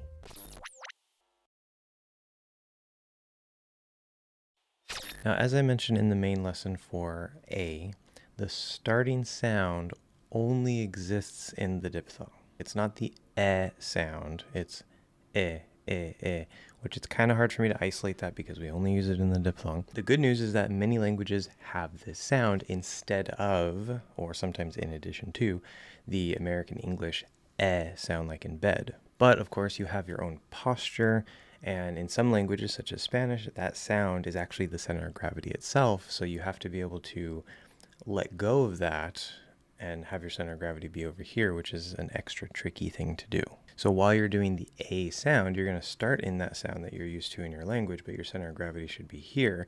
And then as you go through the sound, you shouldn't be holding that tightness or that center of gravity there anymore. It should just release. The A as a whole is a diphthong, but if we just compare the starting sound here with the monophthong, the individual as in bed, it does feel that, right, this point we were talking about around here, where we can push down between those front vowel sounds, that can still be part of this, but you need to get a little bit of that shape, and it also kind of feels like the front of my tongue wants to sort of stretch forward compared to So it's almost sort of like mixing and E in a way. Although the vowel chart is approximate, we can see that the start of A is placed a little farther forward than the I, and farther forward than the So you do got to place that sound a little bit farther forward on the tongue compared to That being said, as we've seen with many sounds, there is a bit of wiggle room in this middle section. You can feel maybe a little bit of a forward movement in the middle, a little bit of an upward movement in the middle. Keep most of that space. We're definitely going to keep the shape no matter what. But if you feel a little bit of movement here, that's okay as long as you don't actually shift the center of gravity. Center of gravity stays where it is. Let's go ahead and take a look at the mouth here as we go through the sound. So again, we started in that sound. We're going to go up into sounds sort of like E, but it ends in Again, we have our hinge in place, so it's all just in the front. None of this moves. We have our center of gravity. We have our space. We're just going to say A. Now the jaw can open a little bit. That's okay. Now there's one detail here, and I'm pretty sure I didn't mention this in the main lesson for A or I. On the vowel chart, according to the IPA and all this stuff, we see that the end sound should be I.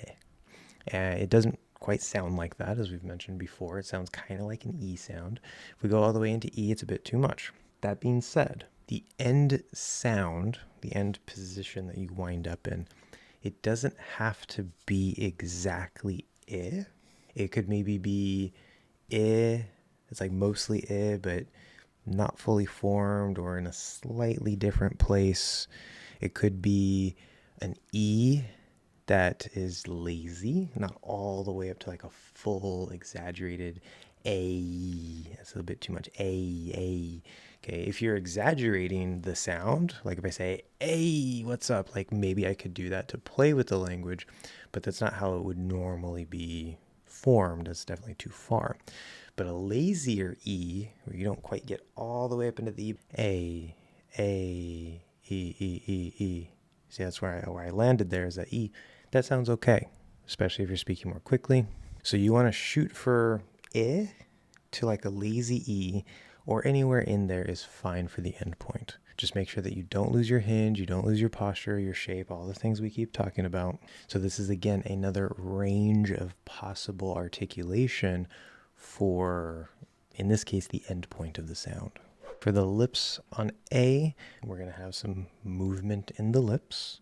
But because the start and end are both front vowels, and all the front vowels tend to use the lips more this way rather than this way, we are going to see here that we start maybe a little bit more pulled back for the start of A. And you can keep that same amount of pulling through the whole sound. However, because the lips are not actually required, you can either not use the lips, A. You can start with the lips and then let them go as you go through the sound, A. Or you can even start without the lips and add them as you go through the sound. A. That last one probably wouldn't be too common, and it would depend mostly on what the next sound is, but it is possible. Now there's actually a little trick here, and I'm going to mention this for the A sound, but whatever your language's center of gravity is, you can try to apply this in a similar type of way. So for Spanish and for Japanese, the center of gravity, as far as I've been able to gather working with people and doing some research, is that E sound. Now, I've also noticed, again, I don't have this actually pinpoint down for a fact yet, but based on my experience, based on working with other people, it seems that Japanese, Spanish will actually have a hinge, like we do, that is anchored on the third tooth instead of the fourth or fifth tooth. First, to get into the A sound itself and have it sound right with the right American quality. If you're anchored here on the third tooth, if you can do that sound, you should feel that it's approximately the same part of the tongue that I've described before for the American English hinge, but it's going to be on the third tooth now because your tongue is pushed forward. If you can keep that there, let the rest of your tongue, right, the middle of the tongue, the back of the tongue, let it relax down and back. It's going to feel like it's relaxing this way diagonally. If you can do that while keeping this in place, keeping that third tooth contact, that's going to start shifting and opening things up. Then let that contact on the third tooth just slightly slide. Just let it shift a little bit onto the fourth tooth so that you no longer feel the third tooth at all. No third tooth. If you do that right, you will very likely be in the right center of gravity. There is a little extra to fully get that center of gravity, which you have to actually get the tension for the sound in the right place. But your posture should be good, and if you continue to hold that sound from your language, when you do that shift, the quality of that should become the one that we use in the A diphthong. And you should immediately notice that it sounds a little clearer, it sounds a little more open, it'll probably feel a lot more open. From there, a little extra hack here to try to get into the right center of gravity, if you can hold that new postural arrangement and let go of the sound, but instead get a little scoop here for that center of gravity sound to where you're not holding your center of gravity up here anymore, and you fully release that sound, then you're in the American posture. We've talked before about how you can approach it from that complete dead tongue and try to build it this way. This is actually the opposite way if you anchor up here on the third tooth of trying to back into and relax into that new center of gravity, a new posture.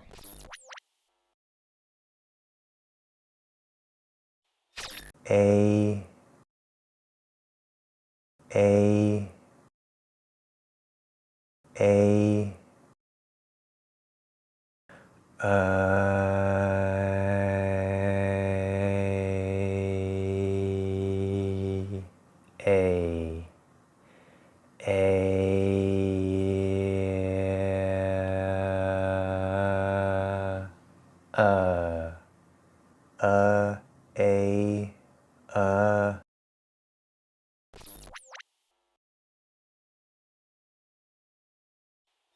Ready?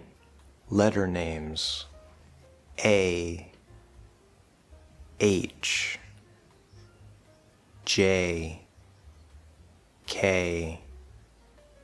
The AY spelling pattern.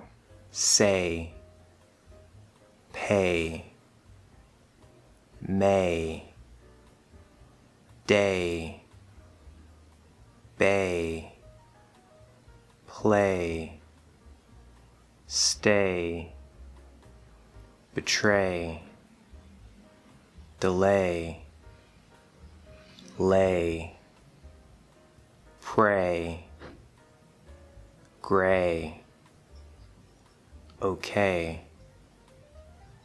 way, array, or array, hey. The EI spelling pattern. Remember that this spelling pattern often has a silent GH after it. 8, wait, sleigh, neighbor, freight, feign, rain, heinous. The AI spelling pattern. Remember that the phonetic transcription for the I diphthong, not the A diphthong, in both my method and elsewhere from other teachers and other resources is usually transcribed AI, but in this case these words use the A diphthong, not the I diphthong. Aid, made, laid, raid,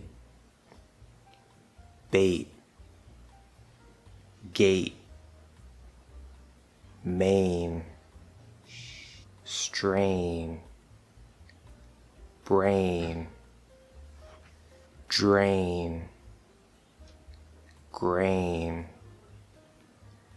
straight, plain, waste.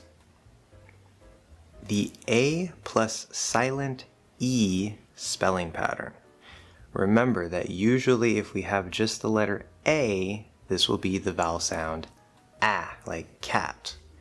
But if we put a silent E, this will usually change the A to A. Case, face, lace, race, brace, erase, blaze, craze, crazy, maze, amaze, glaze,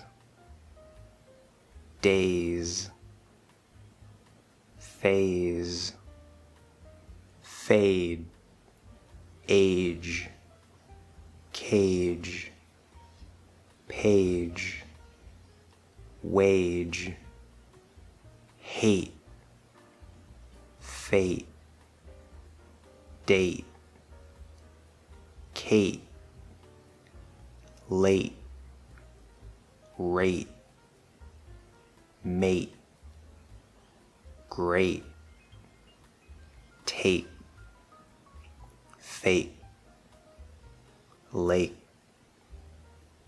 cake, break, came, fame, frame, same, shame, blame, range, strange, arrange, danger.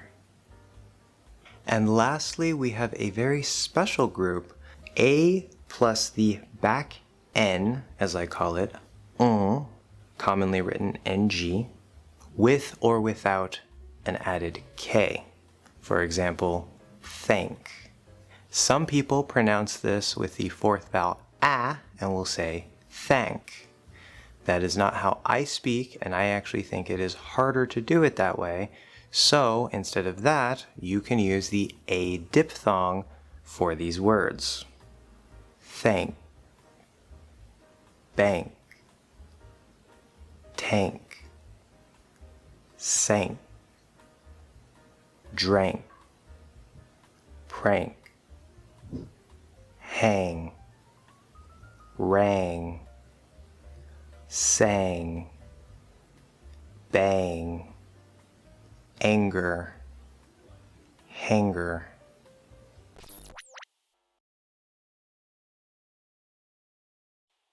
Now, there is something a little bit new to learn here, so let's take a look at the vowel chart.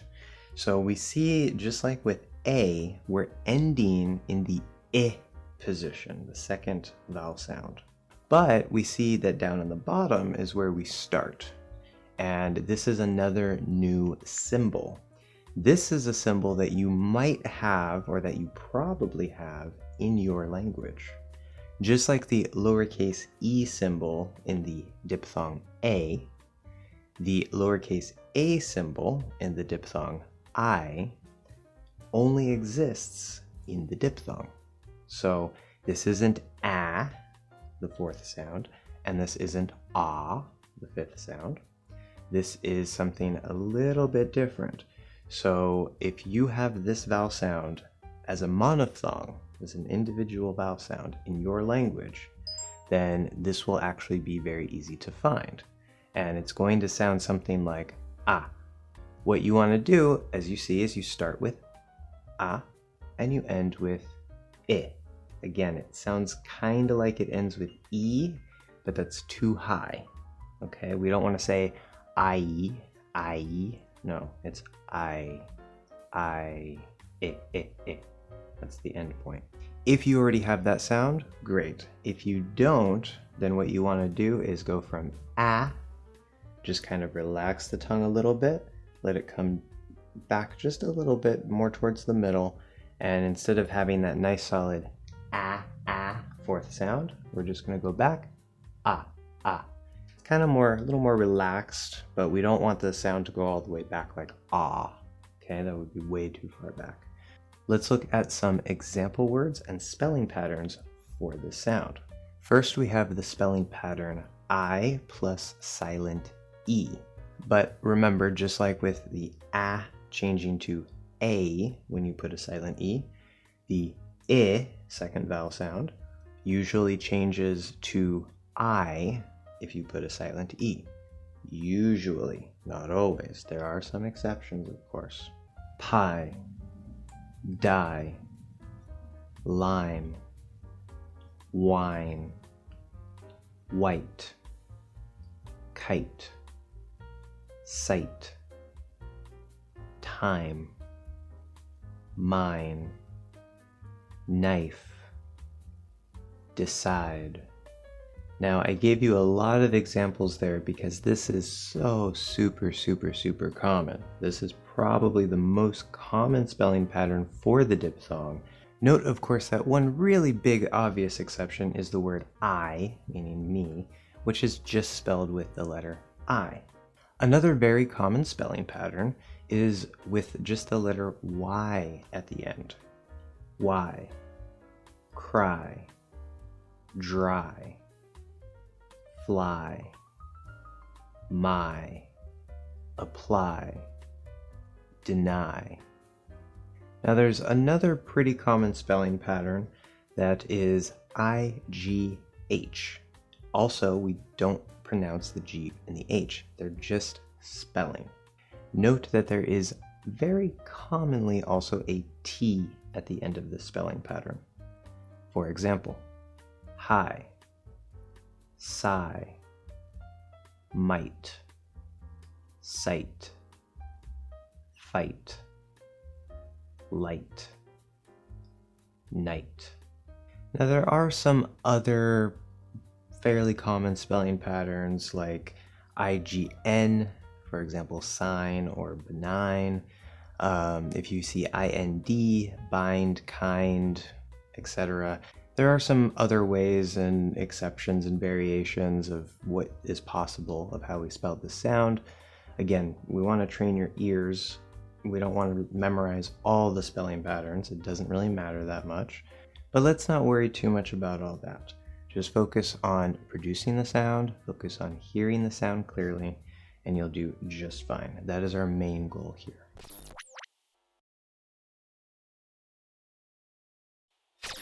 Now, like the first sound in A, the first sound in I and ow only exists in these diphthongs. The good news is that it seems many languages have this starting sound in some way, but the exact placement may vary, and of course the center of gravity will be different. So this can actually be a good sound if you just take the starting sound, not the whole I or ow, and try to relax that middle and get that center of gravity in there while doing the sound in your native language, and see if you can make it sound a bit more like an American English quality. I strongly recommend that you look up vowel charts for your language and compare that to the English Hacks diphthong vowel chart so you can get an idea of exactly where yours might be and if it's the exact same sound according to the IPA. As we can see, if we start in that neutral position, we open up into the start of I. If you look in a mirror, this is one of the sounds where you should be able to see a little bit of a dip. The sides should still be raised a bit. Remember, we're not pushing the tongue forward. We want to stay lined up with that hinge. As you open from into the start of I, make sure that you have that low tongue setting. As we go through the rest of the sound, we end up again in the I sound. It seems like E, but it's more I. Now in the super lazy version of the sound, you don't even really have to open the jaw, or maybe it'll just open a tiny bit. I. And just like we saw before with A, the ending for I doesn't have to be exactly the I sound. Similarly to how A can have a bit of back of tongue raising, I feel, not all the time, but I do feel sometimes that the back of my tongue might slightly engage and raise a little bit. And you can also even get maybe just a little bit of that slanting forward as well, similarly to A. So both the start of I and A can have similar back of tongue mechanics, although it does feel maybe like it's a little less for the start of I than it is for A. But again, these things on the back of the tongue are optional. They're not required for these sounds. You want to make sure you don't overdo it if you do use them, but that again is part of the possible range in that area of the tongue for these two sounds. When I close up from the start of I into the end of I notice that my tongue wants to do one of two things. It could be either one. It doesn't matter which one. Remember, we've talked about how there's a little wiggle room with the exact space. So as I close up from into I, and very effortlessly do it in a way that matches the maps very, very well, where it's like I, but of course they blend, okay? But it feels sort of like it's just like this. It's mostly movement through here. This shape stays in place, the space stays in place. None of this really moves, right? But I also can feel sometimes when I do it very naturally that instead of it just doing like that, I'll actually feel sort of like it wants to almost close up this way. Now again, my hand is not perfect here. Okay, warning, caution.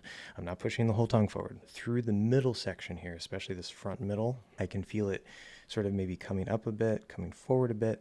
I'm still keeping my center of gravity where it is. I'm still keeping my shape and my hinge lined up.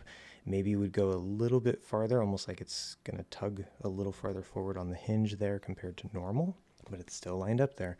It's just through this area here, we can kind of get a little up, a little forward as we go from the start to the end point, as long as you keep everything else in place and you keep that shape there. So this would be a bit of a range of possible articulation through the middle section as you're going from the start to the end.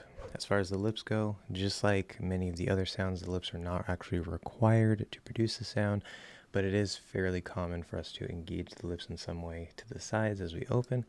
I, but you don't have to. I, I,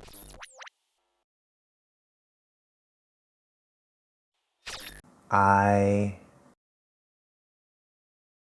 I, I,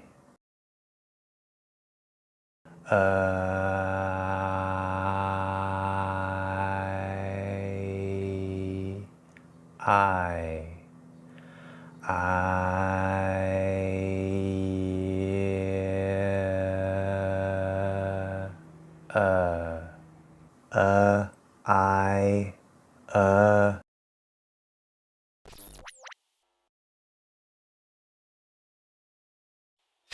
The Y spelling pattern. Y. Try. Cry. Fry. Dry. Pry. Fly. Sly. Ply. Apply. Shy. My. Die. Buy. Guy. Qualify. Classify. Specify. Diversify. The I spelling pattern. Fine. pine, dine, wine, line, shine, mine, time, dime, chime, crime, grime, lime, bite, like, mic, strike, ice, price, slice, dice, rice, mice, Pisces, crisis, size, wise, prize, appetizer, appetite, wife, life, strife, knife, live, strive, dive, kite, right, white, quite, sight, might, light, high, thigh, fight, flight, bright, night, lie, pie, fries, cries, dries, eye, kind, find, mind, climb, sign, align, diet, quiet, society, science, turpentine, clementine, Byzantine, or Byzantine.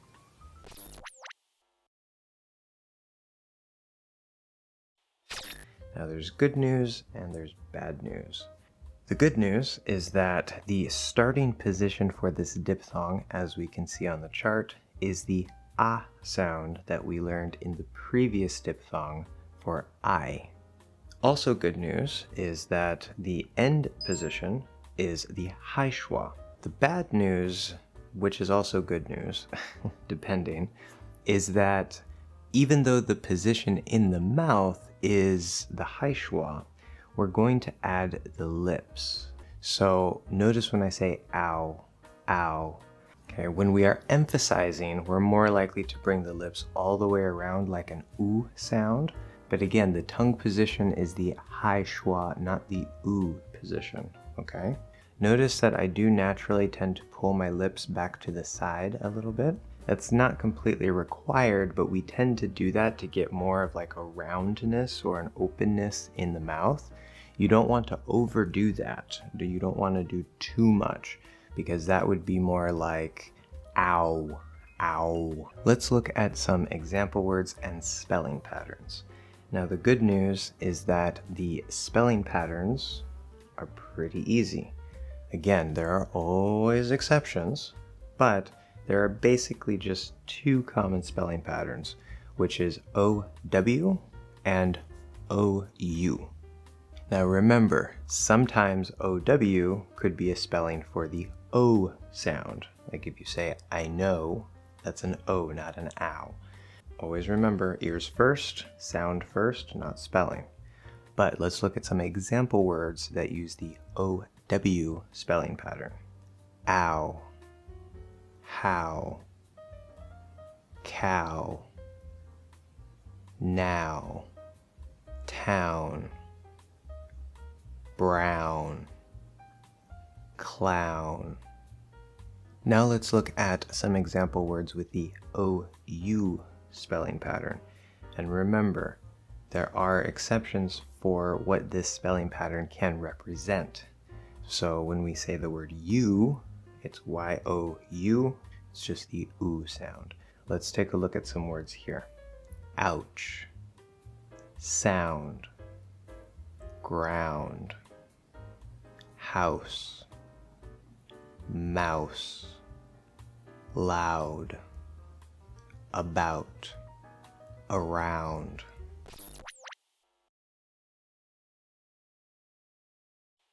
Now this has the same starting vowel, same starting point. It seems different, and I've had a lot of people ask me, is that really the same vowel? Yes, it is.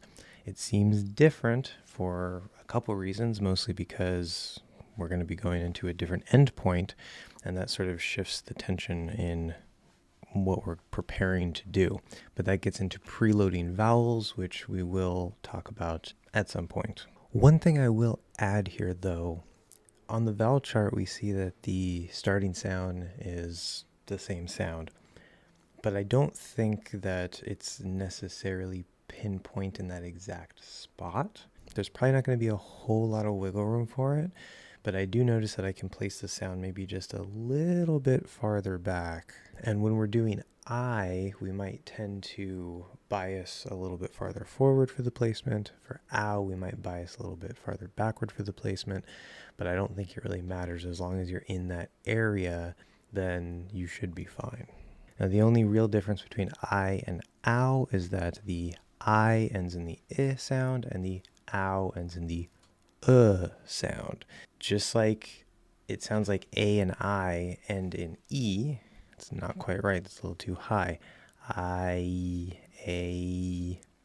Similarly, the ow does not end in oo.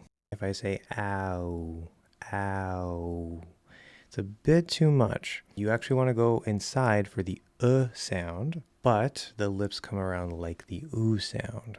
This is one of the hardest sounds to get while keeping the posture because we have a lot of moving pieces without pushing the whole tongue forward, without losing our hinge, etc., etc., etc. So you really want to go slow through this, as we can see here. You're going to start in open up into the start, and then move into Unfortunately, you can't see fully everything in my mouth, but if we look at this, it's going to be something kind of like this.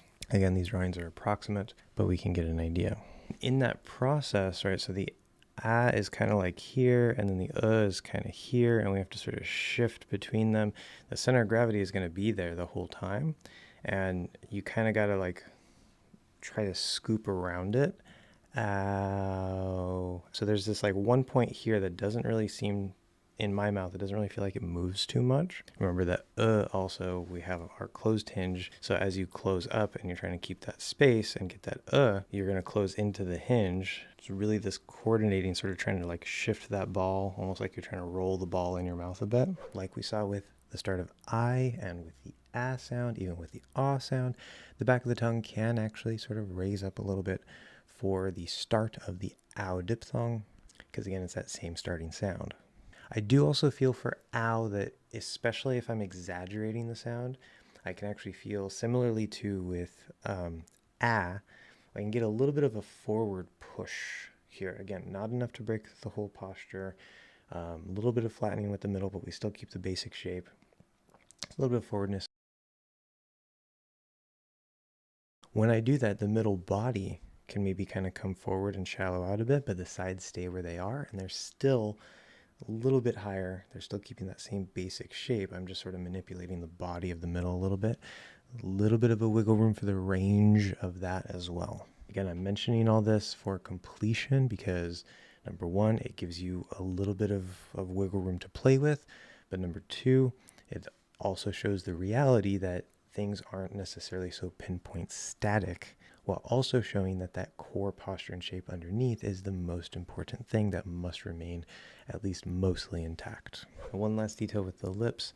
When we are fully enunciating and saying the sound clearly, for the ah part to start, right? Remember, we can pull the lips back as we open. As we go up into the and the jaw closes, the lips will come around to more of that rounded oo position, and that would be the full range of the lips.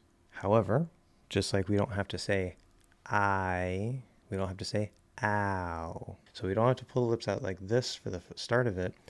As for the rounding, we're probably going to get at least a tiny little bit, because remember, we're in we're not trying to say ow, ow. Okay, that'd be kind of weird.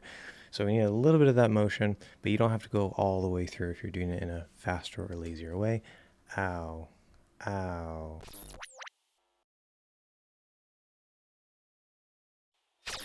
Ow, ow, ow. Ow.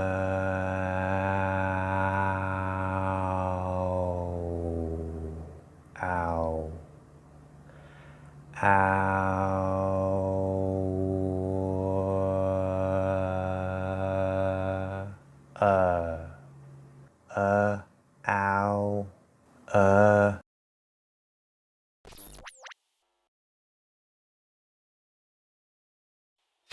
The OW spelling pattern. How, now, brown, cow, clown, town, down, crown, drown, frown, crowd, bow, allow, plow, pow, wow, chow, meow, avow, gown, tower, cower, power, powder. The OU spelling pattern. Out, shout, doubt, route, or root, about, devout, amount, count, counsel, loud, cloud, proud, shroud, ground, sound, found, mound, around, ouch, couch, pouch, slouch, crouch, ounce, pounce, bounce, mouse, house, blouse, lousy, thousand, mouth, south.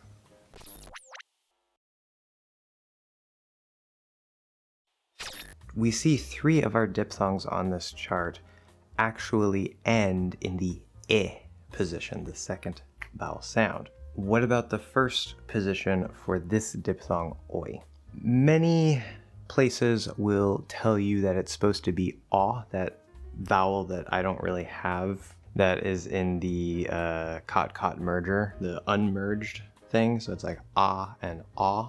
And in, I think, General American and in other dialects, maybe British English, they do use aw, and then they go to oi, oi, oi. It's something kind of like that. However, I have good news for you.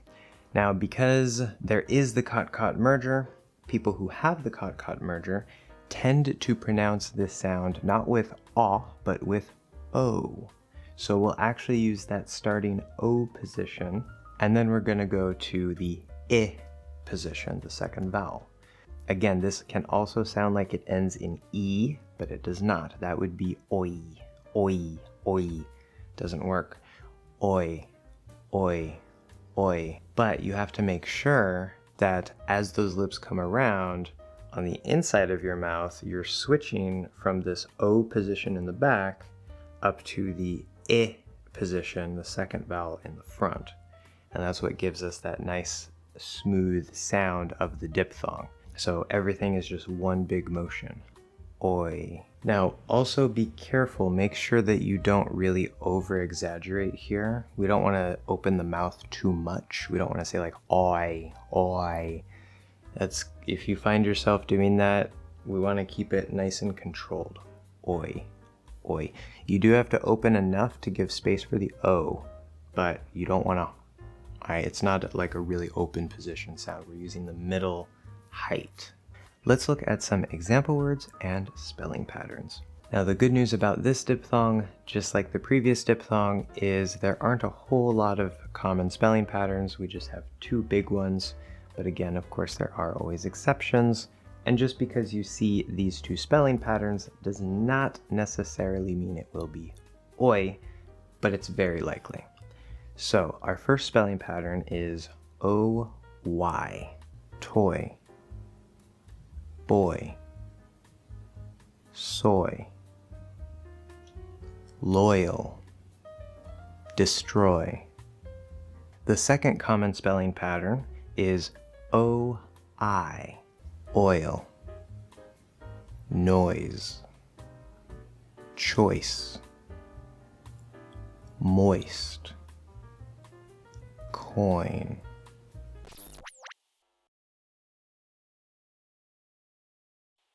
Now the way that I teach and pronounce this diphthong is a little bit different than the way it's standardly taught, but it's also easier for many people. Will still sound natural and neutral, of course. I covered all the details in the main lesson. The main important thing to mention here is because I have the cot-cot merger and I don't have the aw sound, I do not start in the aw sound, but instead we're actually going to use that O as the starting point. That's up to you. If you have the aw sound instead of the way I do the O, that's fine. You can use that instead. I will say, however, that especially because I don't have the aw, things are not so pinpoint or rigid. You can actually start a little bit below the O, closer to where that aw would start, but maybe not quite as low. You can do it exactly like we described earlier, but there's really going to be, like, we're kind of either already in it or mostly in it. However, there's one very important special thing about this diphthong, which is that the lips will already be engaged. When we do O, O, O, my lips start off in a neutral position, just like in However, in oi, you say oi, oi.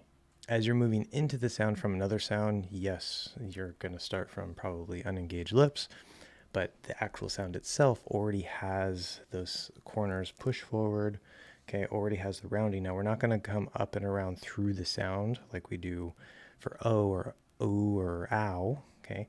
We're actually going to be out in more of a static way, and then we're going to release that as we go forward in the mouth to the I end point. Oi. Oi. Again, it sounds like E, but that would be oi. It's not quite right. Of course, there is that little wiggle room area for the end point. And just like the O can start with a bit of a more open jaw, the oi can also start with a little bit more of an open jaw, but then you're going to have to close it back up as you go through the sound. The hinge can be a little bit loose or maybe even slightly off when you start it. That's fine, but again, we want to get back up into that hinge. There's not going to be a whole lot of change here. Kind of like with how ow is complicated, oi can be kind of complicated because we're going from the back of the mouth all the way up to the front of the mouth, and we have to keep the center of gravity, keep our hinge, keep our tongue low and back. And in many ways, oi is sort of like the opposite of ow, because ow, we started here, moved here, but the lips started here, moved here. Okay, so the lips are going this way, tongue is going this way.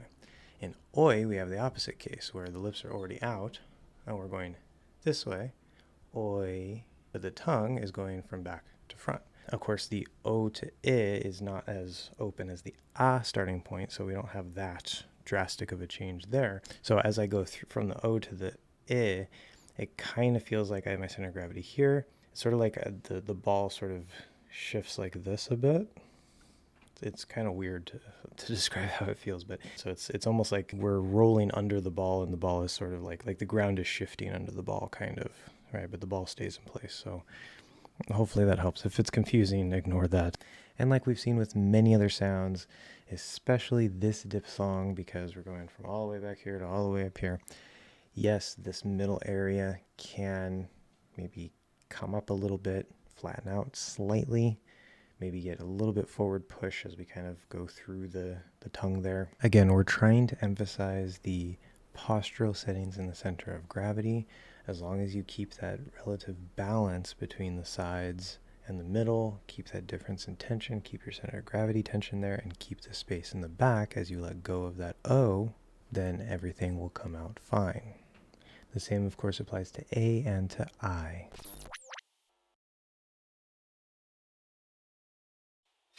Oi, oi, oi,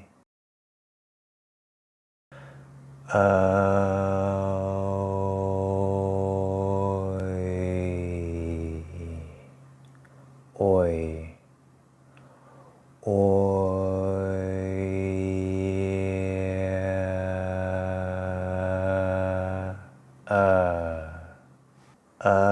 oi,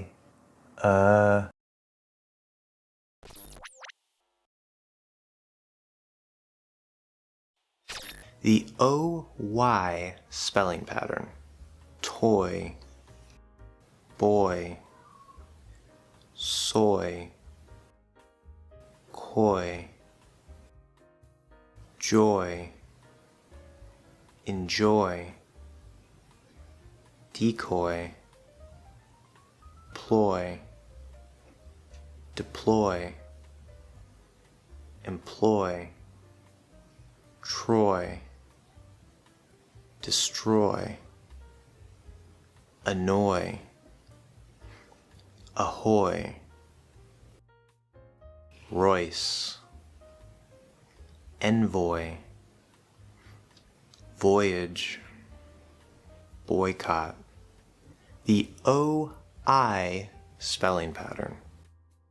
Coin, loin, groin, voice, hoist, moist, moisture, noise, noisy, poise, poison, void, avoid, devoid, join, joint,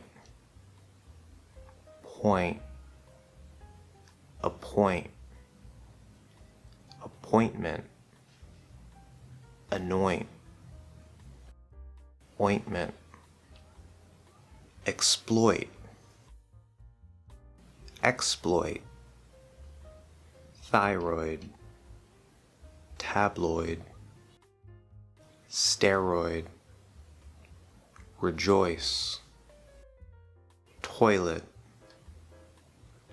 paranoid, paranoia.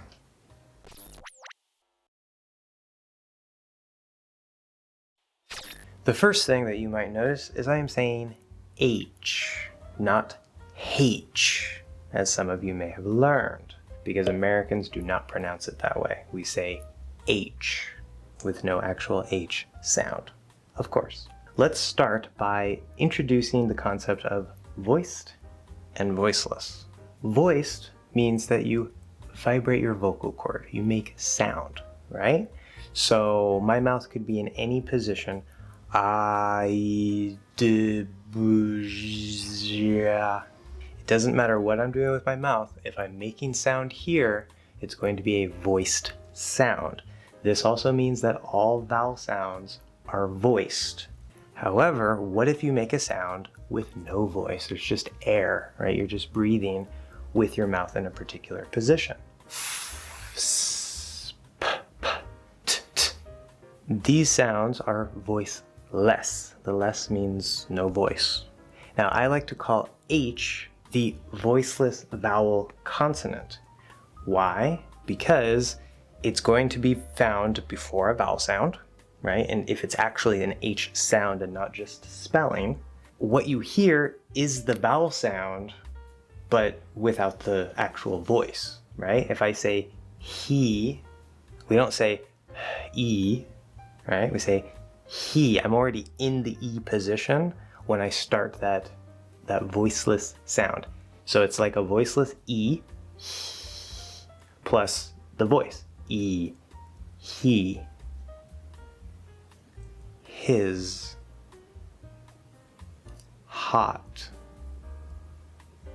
hate, high, how. Now, one common mistake when making the sound is you don't want to try to actually make this into a sound, right? Some languages have like h or h or some sort of throat sound, right? Where you're making noise with it, and English does not do that. Okay, we want nice, clear flowing air.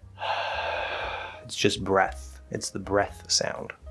Now note that sometimes you will see the letter H and it's silent. It's just spelling, like in the word hour, or in the American pronunciation of the word herb.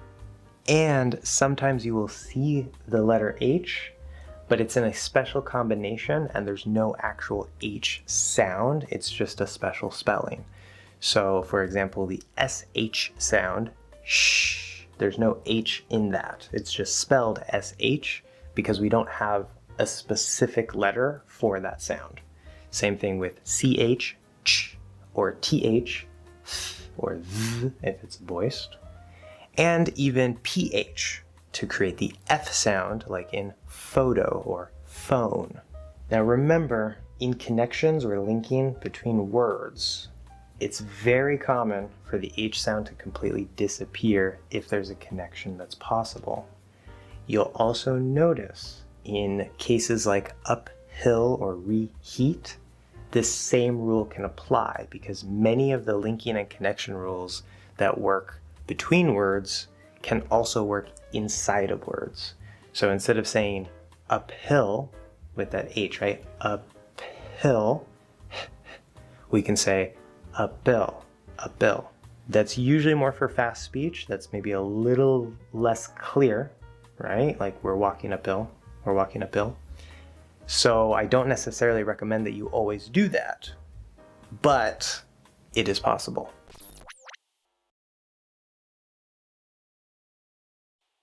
We're going to see two different ways to do this. Neither one is the correct way. The reality in actual speech is that whichever one happens is what happens. The first way we're going to look at is the way that I described in the main lesson for the H sound, and this is why I call it the voiceless vowel consonant, because all vowels are voiced, but if I use a voiceless version in that same position and shape of that sound, we get the H, right? Because it sort of just takes the shape of the vowel sound that's after it.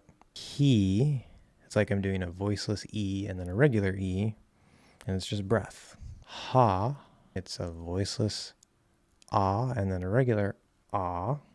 Ha. So all that's required to do the H is breath. The second way, and we're also going to do a little bit of an important detail comparison in a second, but the second way is where we will actually get some restriction back here between the back of the tongue and the soft palate, and there will be constriction there. So just like when we have a s or a sh, you know, many of these voiceless or even the voiced consonant sounds where there's some sort of restriction to help produce that sound, the H, although you can still have that shape of whatever is the vowel after it, the H itself, if you were to produce it as a sound, would be produced back here. Now you have to be careful here because some languages are very throaty. Some languages have actual uses back here, like the French R. So we're not trying to flap the uvula, the little ball there. We're not just trying to say Okay, we never do that. We're not trying to make it really harsh or grinding, like, or something like. That's going to sound maybe a little bit more towards Spanish or Arabic or some other language that uses the vocal tract that way.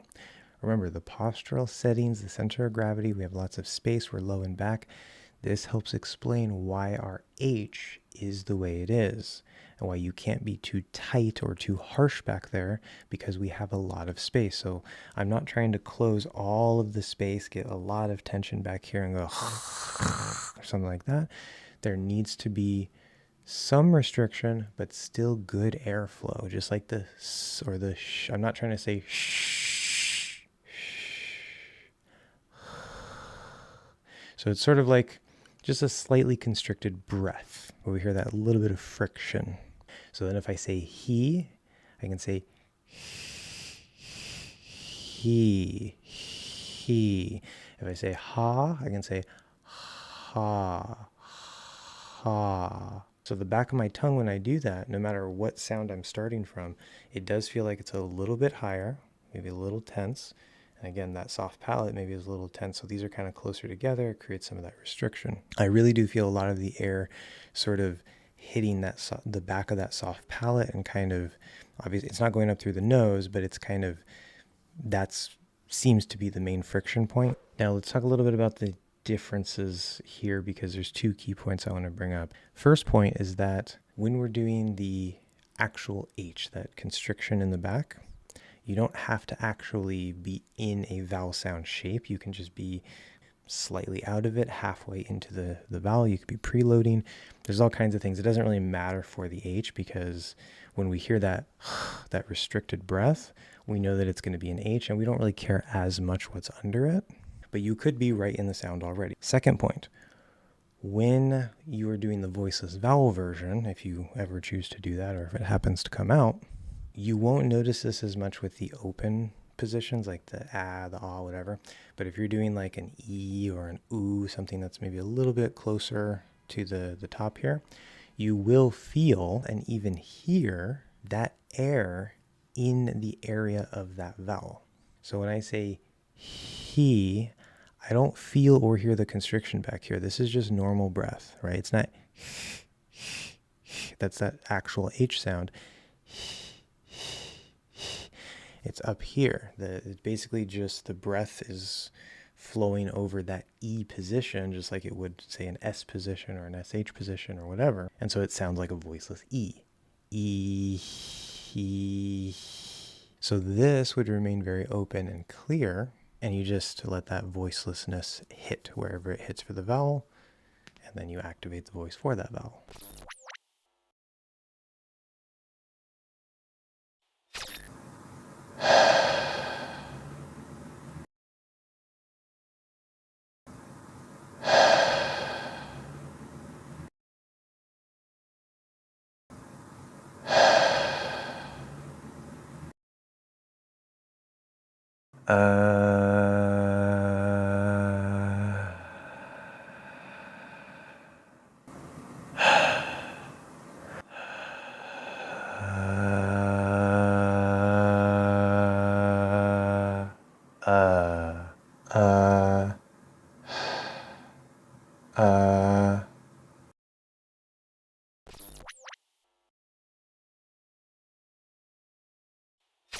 Hit, hut,